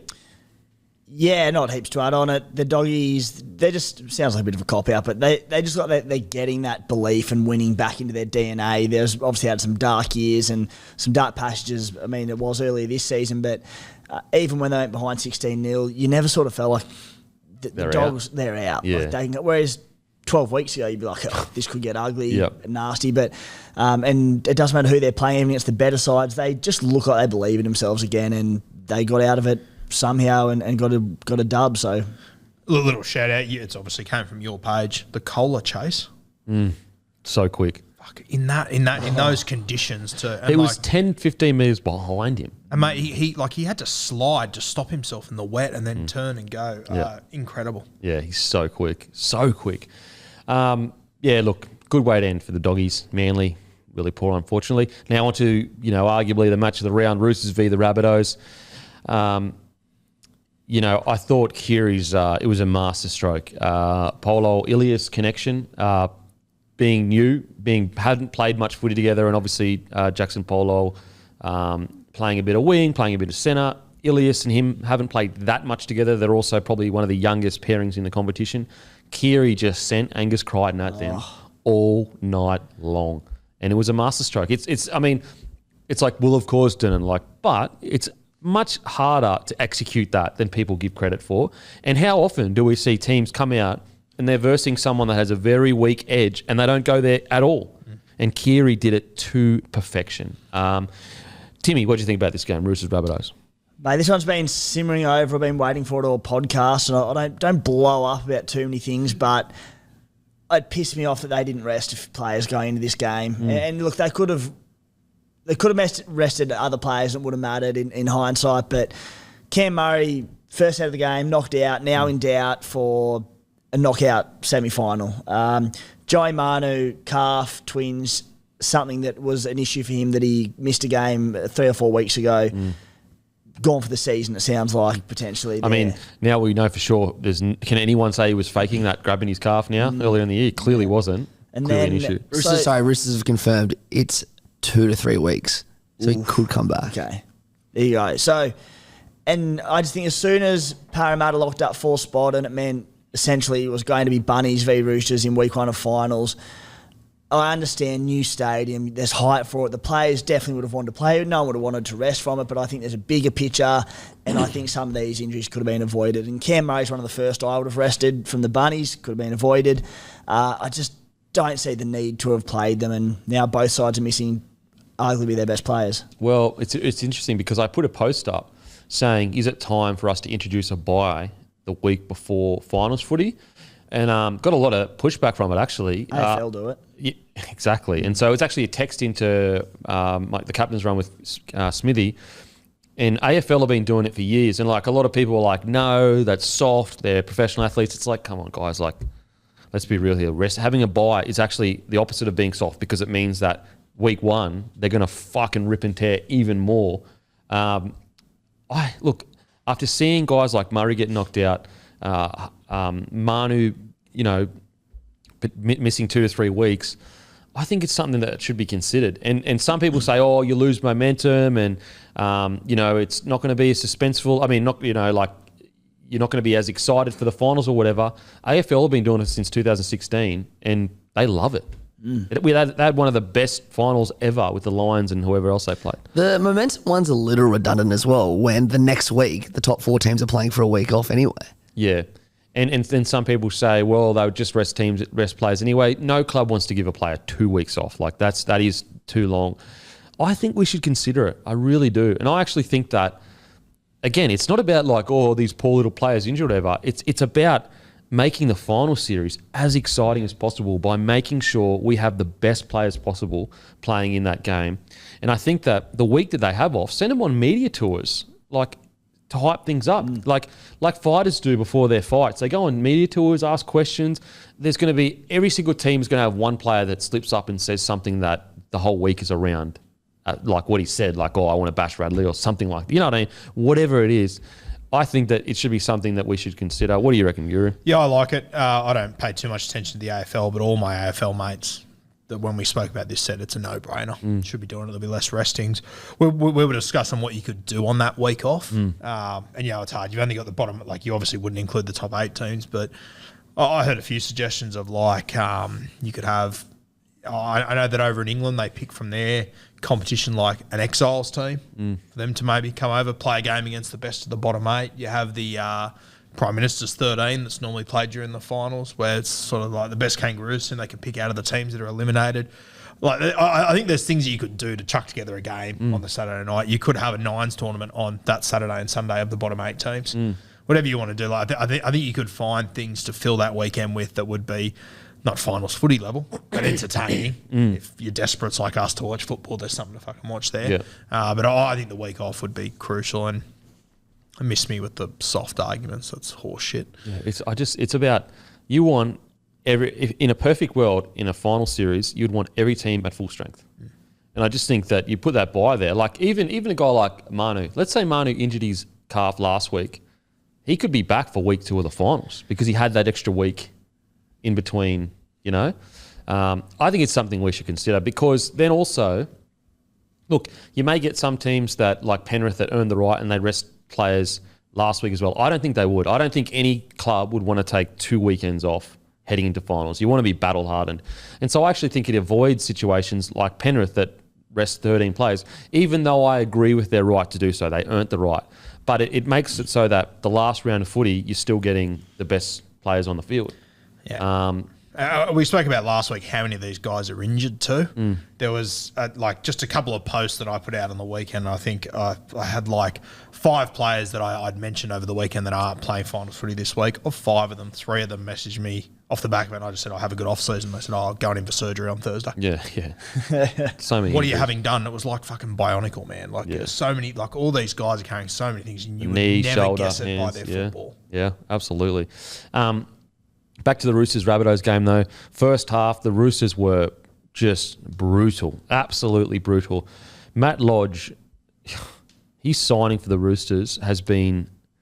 It's not the signing of the year at all, but it's one of the most crucial signings to a degree. Like, yeah, I know it sounds like I'm double speaking, but okay, it's not on the level of Hines, Reynolds, Townsend. But I tell you what, before he arrived at the Roosters, you know, they were putting some wins together, but right now with him in the side, they're a different beast. They are a different beast. It might not be the sign of the year, but this signing gets better every week. And if they Roosters go on and give this comp a shake, there might be an argument for it being the best signing. Because it's just, you thought that he would just kind of come in and like make up the numbers to a degree, like a good solid front rower, come in, do his work and bounce. Was there a bit of chat about him potentially ending up at the Storm mid-season, or am I making things up? I think there was a little bit of chat. I don't know. I look at whether or not there was much to that or not, but let's say he could have ended up at the Storm as opposed to the Roosters. There's a real sliding doors moment in this season. Oh, massively. Everything we just said about the Storm and their pack lacking a little bit of punch, well, he would have solved that. Instead, he's ended up at the Roosters, who are now on a high, and the Storm are playing for their life. Yeah, and it's like, Roosters, they're mongrel in their forward pack. He's just at another level. Like, it reminds me of their, O'Mealy kind of days where they just had a bunch of mongrels in the forward pack. Outside of that, Tedesco was absolutely incredible. I truly think that you can have him up there with some of the game's best big game players. I can't remember a big game that he has rocked up to and hasn't been in the top 3 players. I really can't. Even the year when Latrell and Tommy had that crazy Origin series, Teddy was the 3rd best player. He is just incredible. The Roosters look red hot. They really look red hot. What did you think, Guru, with the Roosters? Yeah, I thought they were impressive. I thought they were the better team. I thought, as we said at the start, I thought the way that Luke Keary isolated Ilias was just fantastic. And as you said, it's so much easier said than done. We watch it week in, week out, and I feel like sometimes I get so frustrated watching teams when there's a guy out there you should be going at, and they seemingly just can't get into those right areas. And it doesn't take much to miss that area too. You only need to be a metre off here and there, and you're nowhere near it all of a sudden. So to do it consistently on so many occasions, very impressive by the Chooks. If I'm the Bunnies though, you know what's coming this week. Yep. You know exactly what's coming, especially now that Joey Manu's out and he's not going to be on the right edge. You know they're going to come at your right edge. You get Campbell Graham back this week. Huge. Massive. That's such a big gun defensive centre back on that edge. Changes everything.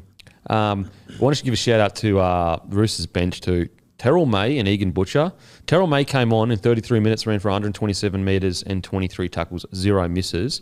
And on top of that, because Hargreaves, came off early on, have a guy like Terrell May to come on and do what he did. Like, that's in a big game. They've just got crazy depth. We're talking about a team that, is missing Lindsay Collins. And they'd be able to bring a guy like Terrell May in who was playing some good footy. I also want to give a shout out, Egan Butcher. I think the try he scored, we saw his potential. That's when we're like, oh, this is why this kid has some really big raps on him. This explosive, good ball runner. He made 42 tackles, only missed one. Obviously had the try. He had 5 tackle breaks, a line break assist. Great knock from Egan Butcher. He's also got really underrated hands. Yeah, for sure. So Angus Crichton, outstanding. The lines he was running were death lines. Like as a half, marking that. They're looking red hot, the Roosters. Now quickly onto the Rabbitohs. I think they did tremendously to still be in the game after that first half, because that first half they were completely played off the park. And then in the second half, without Cam Murray, they came out and they hung in there. And they do what the Rabbitohs seem to do so well. They just keep themselves in the match. Tane Milne was really good on the edge there. Even though Latrell was like constantly hunted by the Roosters pack, he still had 10 tackle breaks. 10 tackle breaks, and he was like getting quadruple teamed. Timmy, what do you think about the Rabbitohs? As I said, the moment Cam Murray went down in this one, it just changed the complexion of the game so much. So I don't want to read into the fact they lost too much, because I pray to God that he is all good, Cam Murray, this week and he plays, and hopefully he does. Couple little things I picked up. One was just the short dropout, which I'm a massive advocate for. I think it's fantastic. I am starting to see there's probably a time and place for it. So there was one where they were down 6-0 early, the Roosters, and the Latrell went the short one. It was early on in the game. I don't think it went close. I don't think it made it 5 metres. Sammy Walkman potted a penalty from in front. It was all of a sudden a 2-try margin. I think just got to be a little bit smarter about the time and place for that short dropout, because that was just a real early dagger. Can I just jump in there? The same thing happened in the Eels Storm game. If you're down or up by 6 or 4, or it's even, you shouldn't do it. And I reckon every other time you should. I reckon it should be that black and white. If 2 points is going to fuck you up a little bit, then I reckon you shouldn't do it. Don't risk it. Like, it's a hard thing to pull off.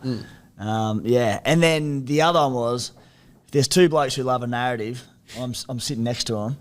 And how's Joey Manu flying out and smoking Latrell? It was in one of the first hits of the game. I think it was the first time they played each other since last year when Latrell cleaned him up. No. They played together earlier in the year. Did they? Yeah. Yeah. Even so, it was to open up the new stadium with that. So good. Jeez, that was... I'm going to be a bit I disagree with you on the short dropouts. As I mentioned last week, I spent last Saturday, watching rugby union. I'm watching tradies nail those kicks every single fucking time. Union balls are a little bit different. Fair, okay, but the players shouldn't be getting them as wrong as they are. I know that's easy for me to say sitting here. I get it, but I think they should be practicing these more, because it is such a good weapon. The Union balls are a little bit fatter though, so it's a bit easier to get under it. I agree though. Rugby league players should work on the kicking ball. I think Union players work on it more because it's such a big part of the game. If I wasn't going short like that, and I've been saying it for I'd be doing what Nathan Cleary does, where you just kick it low and you dart it at the sideline. I don't know why more teams aren't doing that. Yeah, see, it's a hard kick, I know, but you got some of the best kickers in the world. You got all week to practice it. I'm a bit different. I think just kick it deep and just trust your defence. Look, it's great when it pulls off and you get the ball back, but part of me thinks, you know what, just fucking kick it as far as you can, get off your line, trust your defence. Maybe it's a little bit different with the 6 again. I'm a bit torn. I don't know what the right answer is, to be honest. I just think when you kick it dead, they return it to what, the 30, 40? Yeah, about the 40. You're literally putting them in the spot where teams practice their sets from every single week. You're putting them in their most comfortable spot. You're going up and back. For me, I'd rather go short. It's a 50-50 shot to get it back if you get the kick right, which I think they should be getting it right a lot more than what they are. And then you're not going up and back the entire set with your defense. Yeah. Both sides, there's arguments. See, the reason why I don't mind kicking it longer is because it's you also get a chance to attack in defence because you've got a guy taking one fucking hit up, just running it straight. And, I think that a lot of teams, the Eels, Panthers do it really well. They attack in defence. And so sometimes I like that mindset of we're kicking it. It's a safe, conventional kick, but we're actually kicking it to attack you. We're saying, you try and fucking bring that ball back. But again, I don't know what the right answer is. I'm sure there's some fucking stats out there that say, this happens X amount of times. And I'm sure that the reason why the players are choosing to kick it short is because the stats say it's worth it or whatever. It's an interesting one. I like Cleary's one though. That really low fucking. I also think with those dropouts, like I understand what they're trying to do. Kick it to your wingers, your best jumpers. Get your wingers to come 3 men in. I don't understand why they try and kick it 40 metres across field and land it there instead of just trying to just put it high and short, just directly in front of you. Well, not just to the side, but I think that when you're on that angle and you're trying to hit that, I'm not shocked that so many of them fall short or don't make it or bounce dead or whatever the hell they do, because it's a tough. Like I think you're making it harder than what it needs to be as well. Like if I had a nanai, I know where I'd be kicking every fucking time. It makes it 10 times easier that you only have to kick it high in 20 metres instead of high in 40 metres, not go over the sideline above the 10. Yeah, it was a big play. Next week, who wins? Roosters, Rabbitohs? I think the Bunnies get them. I really do. Timmy? Roosters. Matty? Rabbitohs all day. Rabbitohs by plenty. I think Roosters get them. Now on to the next game. Just before God, I hope Radley and Cam Murray play. Oh, yeah, surely. Radley, the Roosters just did this medical report, so he's doing full contact training as of today. So he's pretty much bang on. Yes. And Cam Murray, I saw him on the weekend, and I know you can't judge off this, but he said he was sweet. So let's just go with that. Convinced. Yeah. Confirmed. Murray is playing. He's sweet. We saw him. He was conscious. Yep. He was talking. Boom. Just also a quick shout out, Sam Walker. I tell you what, he's making a lot of fullbacks nervous with getting in the line. I thought the other thing I was in touch on too. Every time someone does now, he's like, all right, sweet, get in the line. I'll fucking put a grubber in, I'll score. It's a weapon, and he's nailing it every time he tries it. You could tell as soon as he got the ball, Latrell knew he was in trouble. I was like, oh, fuck. Yeah. And you could tell Sam Walker, you can see him just look up, and he's like, all right. Because he's so little and quick. It's just hard you just can't beat him. If he nails the kick, it's a try. Teams weren't really doing that when you were playing, were they? Fullbacks coming up into the line. It started by then. It's last like 3 years. Where the fullback literally defends a defender on the line, it's really coming the last 2.5 years. Like you have to assume that every team would have a call for if fullback's at marker or if fullback's in the line. So you would line up at like A. Yeah. Like if you're on your line, you would be like literally at A if you're on your line. But yeah, if you're 5 meters off your line, you would usually just have the system was in our 10 meter. Like if they're inside our 10 meter, we just have one marker. So that gives us an extra person to be pulled back. But yeah, so if you're on your line, you defend at A. You don't usually push up though. That's kind of the fact that they're putting people into the line and they're pushing all the way up. It did used to happen, but not as regularly as it happens now. It's interesting. It's actually Darius didn't start it, but Darius used to do it a lot. He was going to be the guy I was going to point to. Yeah, he used to do it a lot. He'd come in the line sometimes, like on the second tackle when they're coming out of their own trouble sometimes.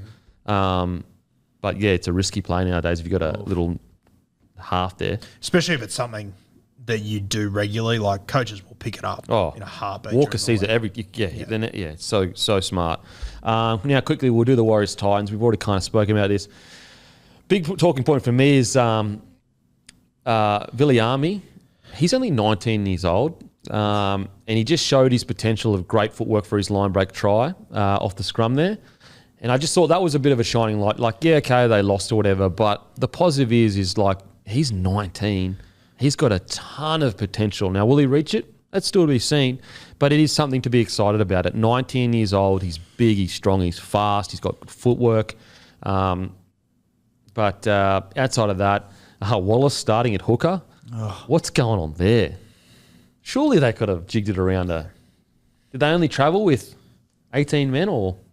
It's the Titans. Sam McIntyre's been playing hooker for the last 3 weeks. I don't understand what happened there. Just on Viliami that you mentioned there, he's 19 years old. They went to war with rugby union for this kid. They managed to get him off the All Blacks. I spoke about him in the preseason as a potential Rookie of the Year, and he didn't quite hit his straps like I thought he would. But once again, I'm interested in your take on it for young centres and wingers. And I look at Aaron Schopp. I think he's a classic as he gets closer and closer to that 50th game of first grade. Really starts to develop, and I still think he's going to be one over the next few years to keep an eye on at the Warriors. Oh, I think for he sure, could really explode. And look, to be honest, like I think he has that much potential. Even if he struggles with the Warriors, I think another club is going to pick him up, and he's definitely one to watch because he's a fucking big boy, and that footwork on the weekend for such a big boy, fucking scary. He was man. Tana Boyd in the line, and he just didn't see it coming. He just ripped him. He just goes, what just happened? He ripped him so hard, him and Fafita collided. Yeah, Tanner almost tackled Fafita. Like, it was great footwork. I think Rocco Berry is in a similar boat as well. I'm not sure if they'll both stay at the Warriors long term, but I think they've both got huge potential. And I think over the next few years, they're going to be guys to watch. But yeah, pretty scrappy game. It's good to see the back rower, Josh Curran, play some decent minutes there. Scored 2 tries. One of them was pretty ugly off a couple of kicks, but he's a guy that I just think next year they need to lock him into the back row for 80 minutes. I can't believe he doesn't play huge minutes there. Yeah, for sure, mate. He ran for bugger all meters in this, but he just good things happen around him, don't they? Constantly. Yeah. The one for me was, I don't want to sort of bring up old wounds because we've spoken a little bit about it, but like Reece Walsh played 57 minutes in this game. They scored 5 tries in the first 52 minutes and then nothing after that when he went off. I'm just so concerned about where points come from next season for the Warriors, but because they looked good for 50 minutes and then shot themselves in the foot and couldn't get it done. But yeah. Sorry, ZeroTackle.com just released an article and they said the Warriors confirmed this. I can't find any confirmation from the Warriors, but they're getting rid of Dijon Arzi and Jack Murchie for next year. Yeah, I heard Assie wasn't re-signed for next year and he's gone, which I think's very interesting. They are getting Tamari Martin. They're obviously going to have Chance in there. They've still got Ronald Volkman, so they have got SJ. They've got players there, but I would have kept didn't think Assie was that bad. Either. Assie was that bad. Sorry, would anyone argue against me saying he's been their best half this year? Honestly, across all games, the ones that he's played. It's not a high bar, but it's not a high bar, yeah, but I think he's probably been their most dangerous. That's surprising, man. Like, what? He's a big, strong half. Yeah. Like, surely you can... Who can cover at centre as well. I just think he's worth having in your squad, even if you're not going to use him in the halves. In saying that, they've obviously got Metcalf arriving as well, so they will have more depth next year. Dill Walker's played in the halves before if you need him to. So, but I would have kept him in the side somewhere. Man, I feel a bit sorry for Assie because it's like you went all the way from North Queensland to the Warriors, played first grade, and then can't even get in their squad. Well, so someone messaged me last week and said, can you guys stop talking about Assie because he's not going to be there next year? And to be honest with you, I just assumed he was going to be there next year because it makes no sense not to have him there. What the hell, mate? So it's a club releasing him not wanting a release? I'm not maybe sure. Someone else wants to sign him. Yeah, maybe he wants to come home. Yeah, maybe he wants to come home because that doesn't make sense. Okay, we were talking about Warriors Titans. Look, Brimo, great again. Great win, great field goal by Tanner Boyd. Look, the positive for the Titans was they got a win away in New Zealand, and I didn't pick them. I thought they'd fall apart, to be honest. I thought they'd just go there. Yeah, we got one more game. Season's ended, but they got the win, so it is what it is. Dragons v the Broncos. Look, I'm just really surprised. The Dragons players were literally in the media saying, we want to spoil these guys' party, like openly saying it. And we didn't come out with any aggression or anger or... Look, and I do think that Haas, Flegler and Paddy eventually clicked into gear and really did start playing some good footy, but I'm really concerned. I think that although it's devastating missing the finals, the positive for us is we aren't... If we had scraped into the finals, it may have sugarcoated the issue. I think there's big issues at the club. I think that there's clearly a divide in the playing group, and I'm really concerned. And I think there's going to, similar to the Manly situation, I think it's going to get worse before it gets better because that performance, ever since the Para Eels win, that performance on the weekend was just, it wasn't befitting of a Broncos jersey, unfortunately. There were a few players that definitely did, but this is a playing group that just doesn't want to play for each other anymore, unfortunately. Whether it's for each other or whether it's for the coaching staff, I don't know. But there's a divide and it needs to be fixed. Otherwise, it's going to explode next year at some point. Yeah, I think the Broncos are probably going to be very lucky this off-season that the Manly Seagulls exist, because I think there's going to be fireworks at both of them. There could be more stories and bad press coming out of both these teams when they're not on the field, unfortunately. I think for the Broncos, something has happened and it's going to come out eventually, because that's the only thing that makes sense to me. There's players that are saying things and this, that, and the next thing, and players that don't like the coach, and it's just, not that I don't like the coach, it's just something that seems to me that there are certain players in that playing group that probably don't play well under Kevy, and there's something has gone on, because it doesn't make sense that they fall off this quickly other than an issue happening and then the playing group being divided.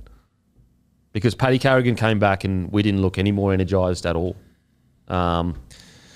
Really, really disappointing. Really disappointing. Honestly, I'd rather come 9th and us be together as a team. Matter of fact, I'd rather come 10th or 11th and us be gelled as a team and playing for each other, and really working with each other, than come 9th and be divided as a club. Kind of what the Dogs have done.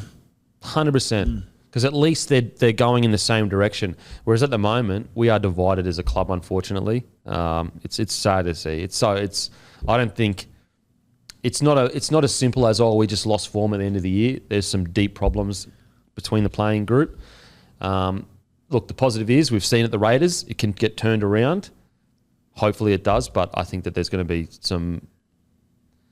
there's probably going to be some things come out in the off-season, I think. It was pretty scary as well that, your season was on the line. As unlikely as it was you were going to make the 8 anyway this week, your season was on the line, and Zach Hosking was picked this week. He's not going to be there next year. Yeah, it's bizarre. It's bizarre. Ricky, an eye injury or something. I'm not sure when he got the eye. Did he go down in the game week before? So he must have got it at training or something. There's a lot going on there. There's a lot going on at the Broncos. Very sad to see. Articles coming out now saying Kevy's under pressure as well. So, yeah.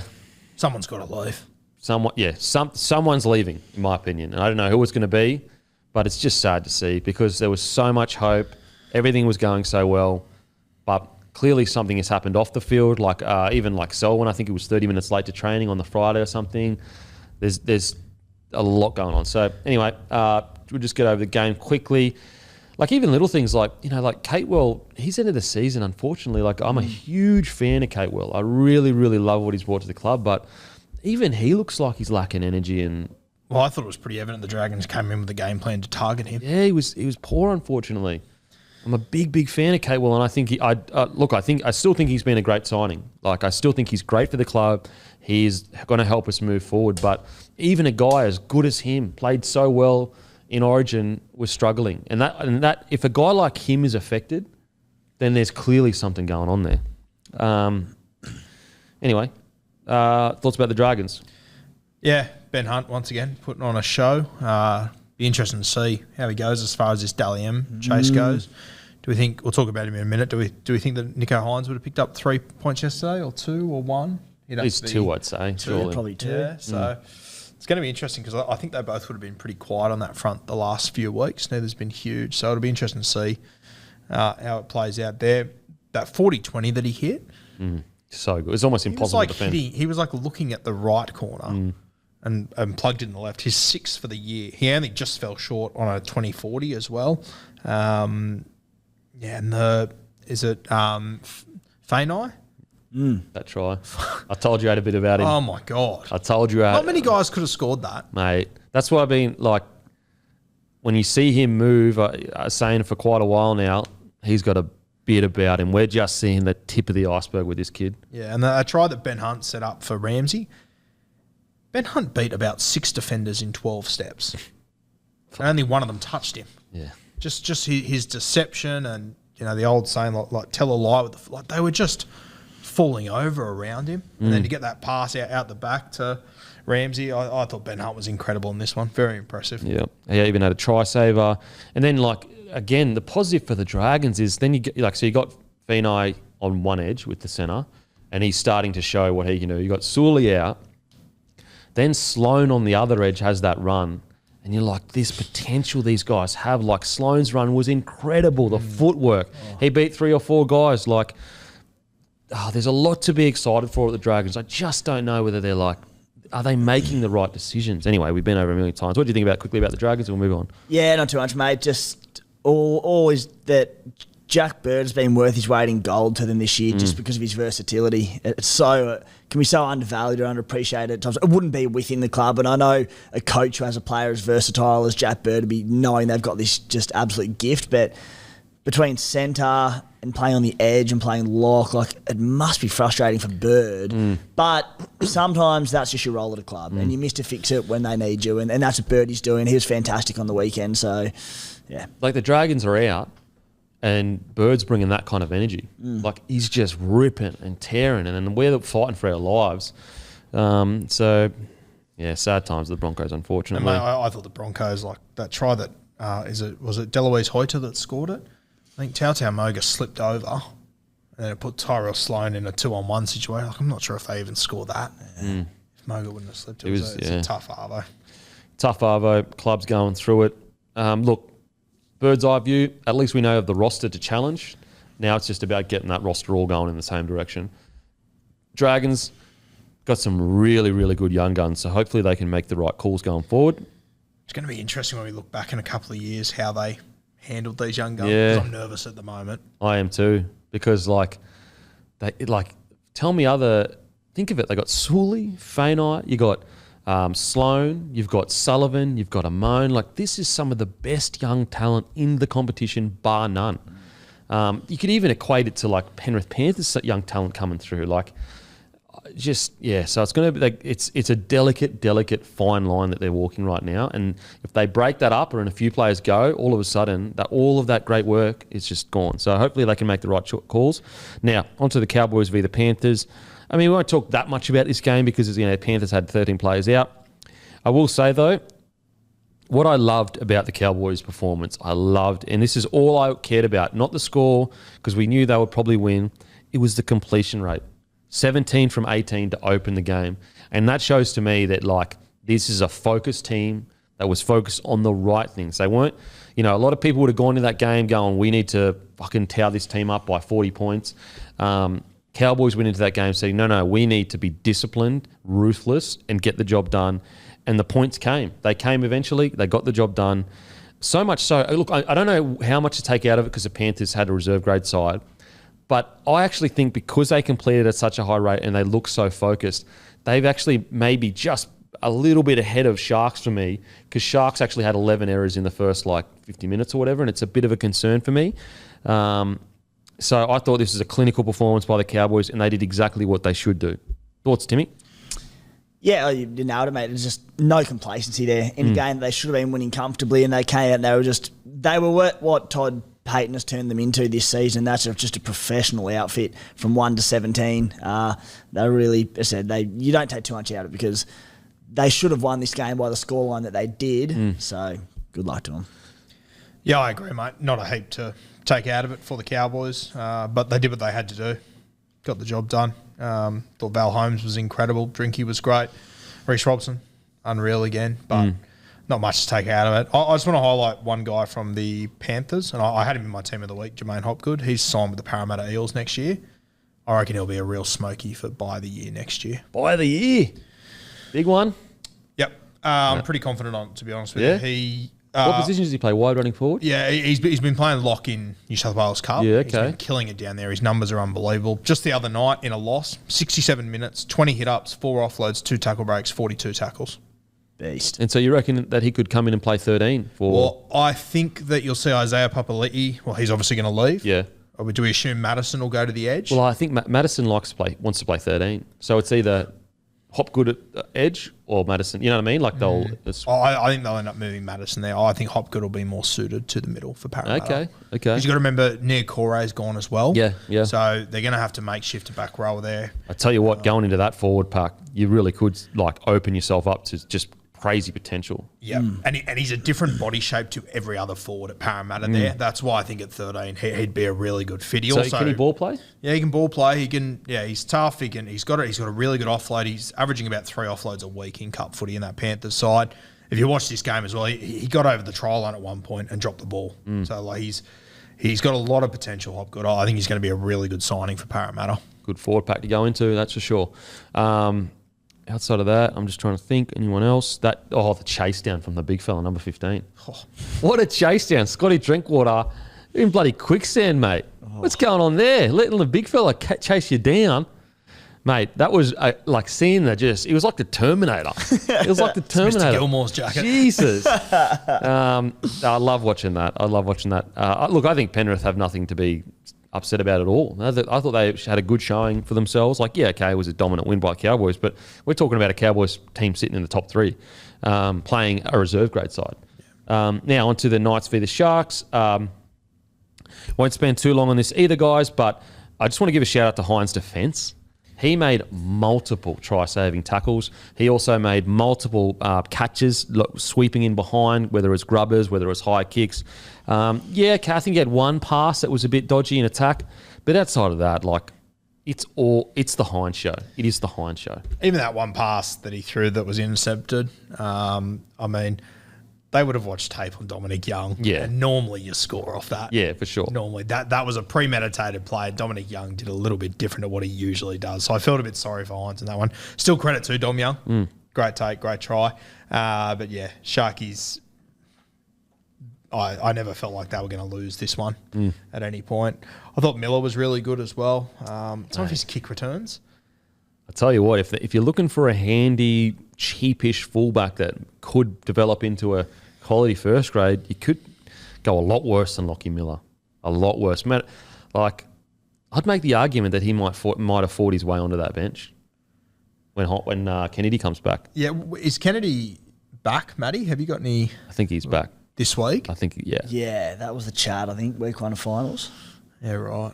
Fuck it. It'd be interesting if he was out for a little bit longer and Miller had a final series to show what he could do. Because I really like Miller. I know a lot of people, when I had Miller instead of Dykes. It's Dykes, isn't it? Yeah. And a lot of people push back on that. But I just think Lockie Miller, Dykes is for the future for sure. Like, he's a young gun, going to be fantastic. But I think Lockie Miller is already a ready-made NRL first grader. You don't need to wait at all. He's good to go.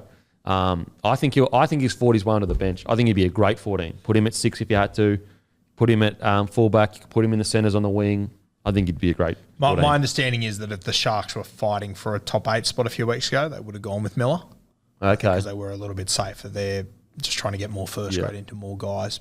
And that's no knock on no knock on Dykes at all. Yeah. I just think Well, as we said a few weeks ago, Dykes was playing fullback in the reserve grade and Miller was playing 6. So they're both really quality players. But yeah, I agree. I think Miller would be my 14 for finals. I want to give a shout out to Matty Moylan. He looked the most energetic and athletic he's looked in years. He looks fresh. I feel like Matty Moylan over the last few years, he's always kind of moving a little bit restricted because he doesn't want to pull his hammies or whatever, and rightly so. But he looks quick, strong. He's just flown so far under the radar this year. It's crazy. But, one of the better attacking sides in the comp, and he's been one of the halves partners. I'd love to see a little documentary on what he's changed over the last few years because he's been made of glass for the better part of the last 10 years. And just to see what he's done this year has been very, very impressive. And it's great to see for rugby league. Yeah, for sure. So, look, Sharky's got it done. Look, I am a bit nervous about the errors they were making, like 11 errors in the first whatever. I was a bit, I just wish they were more clinical. 67% completion rate. That's where I get a bit worried, where I go, okay, you've got great defence and you can hold out the Knights, but can you hold out Penrith Panthers, the Cowboys, Roosters, Rabbitohs with that much? Again, I know that the Roosters had the worst completion rate when they won the comp, but I just don't think the Sharks have the weapons to be able to get away with that. Overcome that. But they are still in the race for sure. And Craig Fitzgibbon, after the in the post-match press conference, basically said, "Look, we've earned the right to have a home final, and we're ready." So just quickly, I touched on last week so much I'm enjoying watching the Sharkies play because of how lethal they can be across the entire paddock. And last week I was talking about, obviously, Matty Moylan plays on the left, Nico on the right. And last week it was Moylan flipping to the right side and throwing that unreal cutout ball for Mulitalo to score. This week, Mulitalo's back on the left side of the field, and it was Nico doing a short side play with Matty Moylan down that left edge for Mulitalo's try. Yeah. Now, it wasn't an overly complex play, but it was just executed in time to perfection, and it's Nico playing on the complete opposite side of the field, running a short side. It's like, this side just comes at you from everywhere. Yeah, that short side play. You're right. Like, it wasn't the most complicated play, but when you're in that small of a space, you cannot be 30 centimetres to the right or left. No. Everything has to be perfect, and you're doing it at full pace. It's a beautiful play. Beautiful play.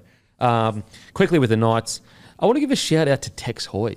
And I want to ask a question, like, is the NRL or the Knights making a mistake letting this guy go to the Super League? And did he just need some time to find his feet in first grade? I think he's been really good the last few weeks. And I just don't know whether... Is he leaving too early? Now, obviously, he can come back to the Super League, from the Super League, and I think he'll kill it. But I don't know. I reckon I just think that maybe it was a bit too soon, and I think that he could actually end up being a quality first grader. I thought it was a good call probably 5 or 6 weeks ago. Yeah. But he has shown a bit over the last few weeks. Yeah. He has been in little flashes here and there. I can understand where you're coming from. I'm still on the fence a little bit though. I'm with you too. Like 5, 6 weeks ago, I said, mate, go to Super League, get confident. But I don't know. That he moves well. He's a big body. He's got good ball playing. I just wonder whether if he had another crack at another club and got a bit of confidence, whether he could have fulfilled the potential that he has. And he could still do it in the Super League. Outside of that, not the best, unfortunately. Just before we move on to the Sharkies too, I mean, it's not really getting spoken about. And I know they haven't played the best opposition, but they've won 6 in a row here. Yeah. The last game they lost was against Penrith. They got beaten 20-10. They were well and truly in that game. They were dominating the first half. The game before that, they beat the Cowboys. The game before that, they beat the Melbourne Storm. Wow. So they've won, 7 of their last 8, and their only loss was to the Penrith Panthers, who I thought at halftime they were going to win that game. Well, wouldn't you go, they've won like 10 of their last 11 or something? Mate, the last game they lost before that Penrith game was the Roosters. That was in round 12. Far out. So they've Any lost other about year, one game in 3 months. Any other year, they're fighting for the premiership because it's just because the Panthers are so bloody unbeatable. Yeah, Wow. I think people are underestimating the Sharkies. So, okay, coach of the year, Fitzgibbon, Payton, right now. I'd still have to go Todd, I think. Todd. Yeah, a name doesn't immediately come to mind. I'd probably say Fitzgibbon. Ooh, I reckon. Oh, but you know what?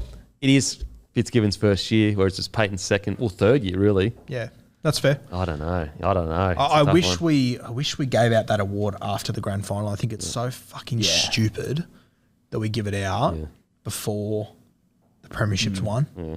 Like them two teams in particular, hey, it's like whoever goes that week Deeper, further. you could argue. Now, quickly onto the Tigers, Raiders.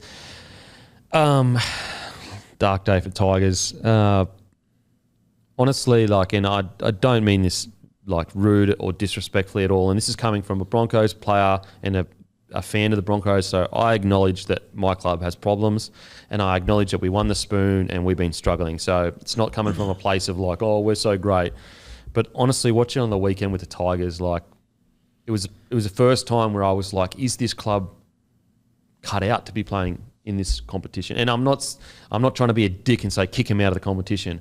I'm just saying that the drama, the quality of footy that is being delivered, just so many things that happen at this club, they're just not equipped all the way from top to bottom at the moment to be playing first grade. Now, it's a new era in Tim Sheen's for sure.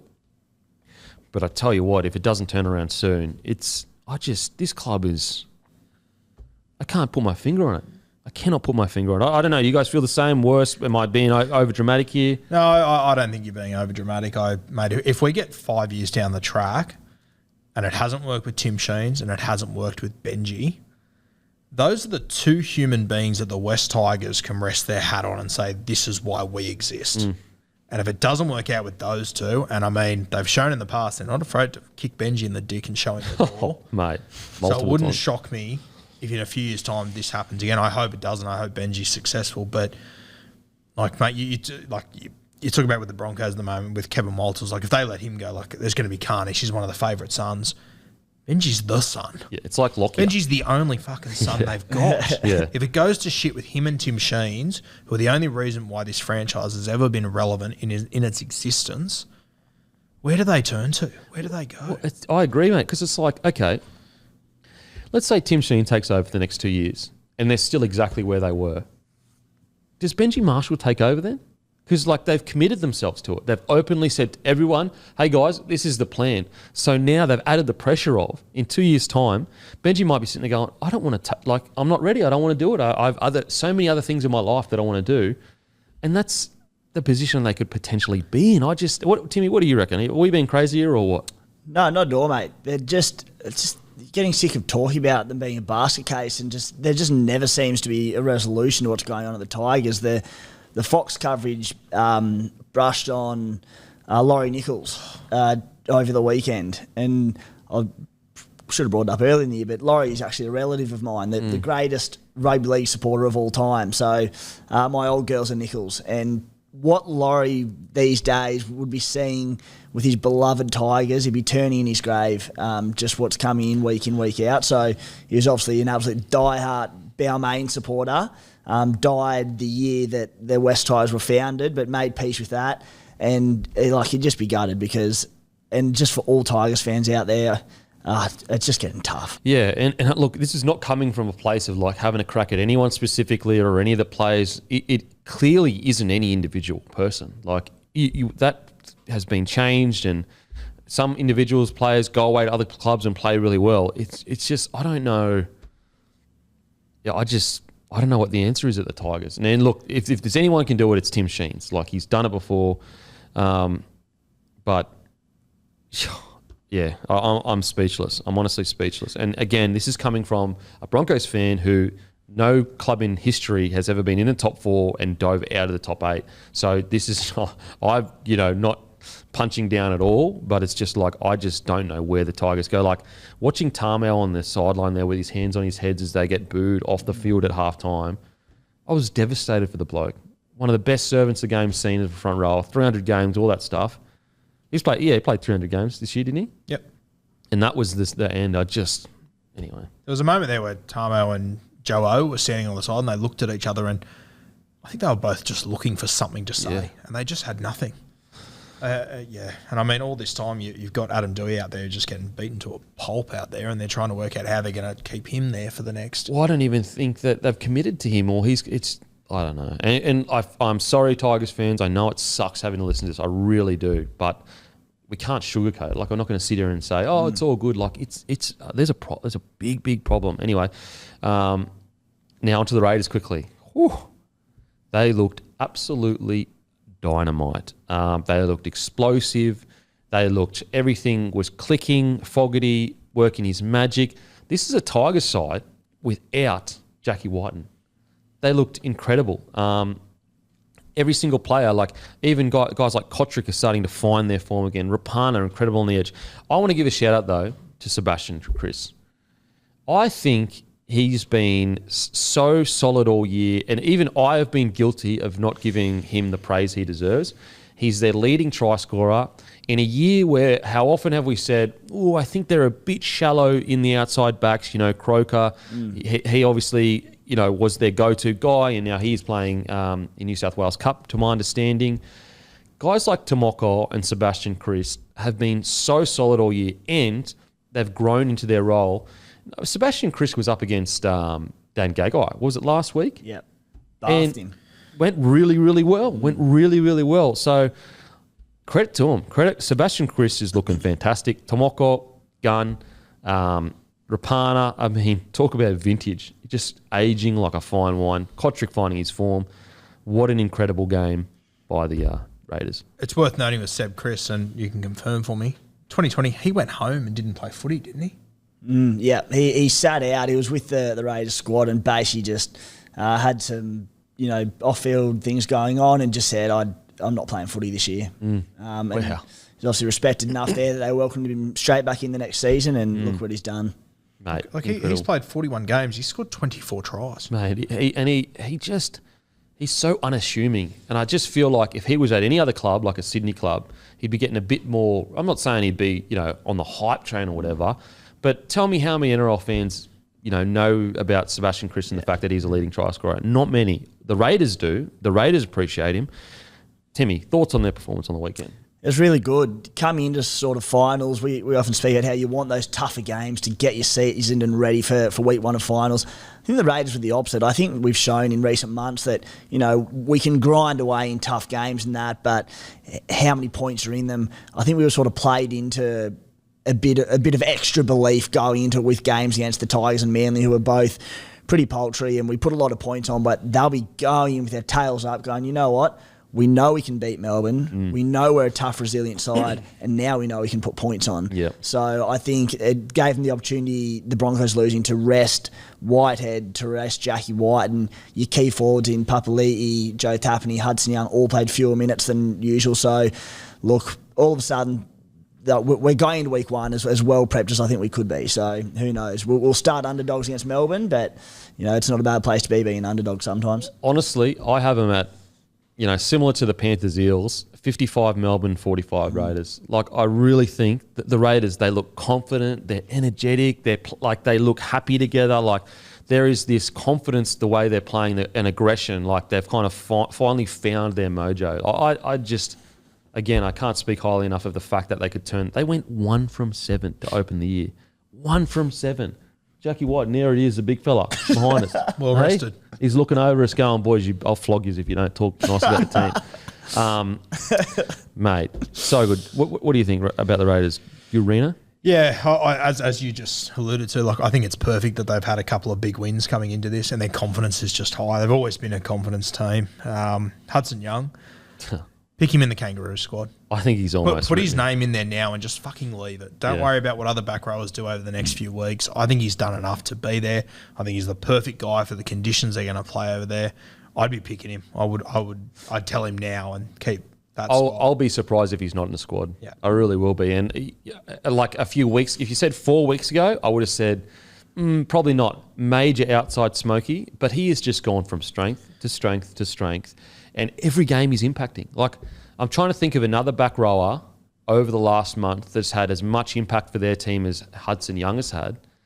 And I struggled like, Papali'i maybe. But that Eels side, they diffuse the responsibility of being an attacking weapon across multiple players. Whereas a guy like Hudson Young, like, he is at the forefront of all of their good stuff. 7 tries in 9 games. Boom, there you go. Crazy. Unbelievable. And look, like you look at the games he scored in against Newcastle, he scored the match winner to get it done. He scored against St George. They lost that one 10-12, kept them in it. Gold Coast, they won by 10, he scored.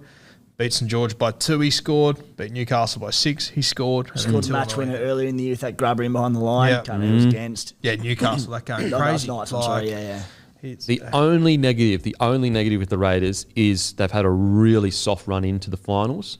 And so the only negative I have with them is is this a case of they're playing really good and bullying the teams below, lower tier teams, and then they get up to a real high quality and they just don't have the squad to match it?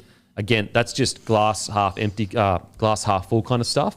That's my only concern with them. But if it isn't the case that if it's more a case of they are actually just on that level and they are beating those lower tier teams because they are that good, rather than those lower teams just not having a game plan that suits against Raiders. I think it's probably better for the Raiders, regardless of whether that's true or not, that they think that. Yeah, I agree. I think they're like one of those teams where you kind of in a perfect world, I would have liked at least 1 or 2 games against a top 4 side in this last 7 games or whatever it's been.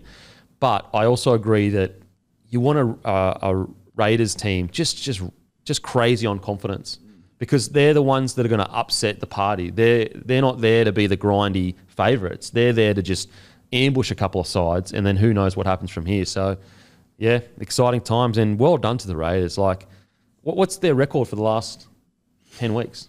It's like 7 from 10 or something.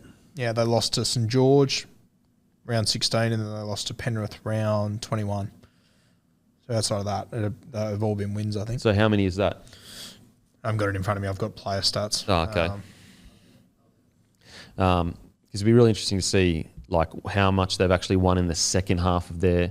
Well, it must be a fair whack. Well, we were last after round 6 or 7. Far out. So since they lost to the Bronx, What crazy! They lose to the Bronx, and then they knock the Bronx out of anyway.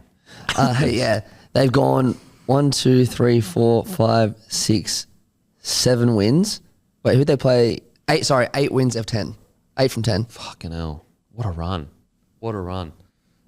Is any of those in that top 10, top 4 sides? Storm. Storm's top 5. Okay. Yeah. But they have beaten the Sharkies. But yeah, as you Beat said, Sharks the twice. week before that Broncos game, they did beat the Roosters. Yeah, they beat the Roosters. They yeah. just lost to the Eels. They beat the Bunnies. They beat South. Yeah. In the 3 weeks leading up to that. Far out, eh? All right, that is us done and doosted. Got anything going on, boys? Yeah, we got Beers and Break-Evens recording tomorrow, so that'll be dropping just a bit of a Supercoach review as the season is done and dusted. Perfect. Tomorrow. All right. That's us done and dusted, guys. Make sure to grab a case of Bloke in a bar, the best beer in all the land. Head to the website. We've got a store located there. It's an easy drinking beer. It's a beer for blokes that turn up. And thank you so much to everyone that got the dad drop. It was super, super humbling to see other people with their kids smiling in a Bloke shirt. And as usual, I'll go and fuck myself.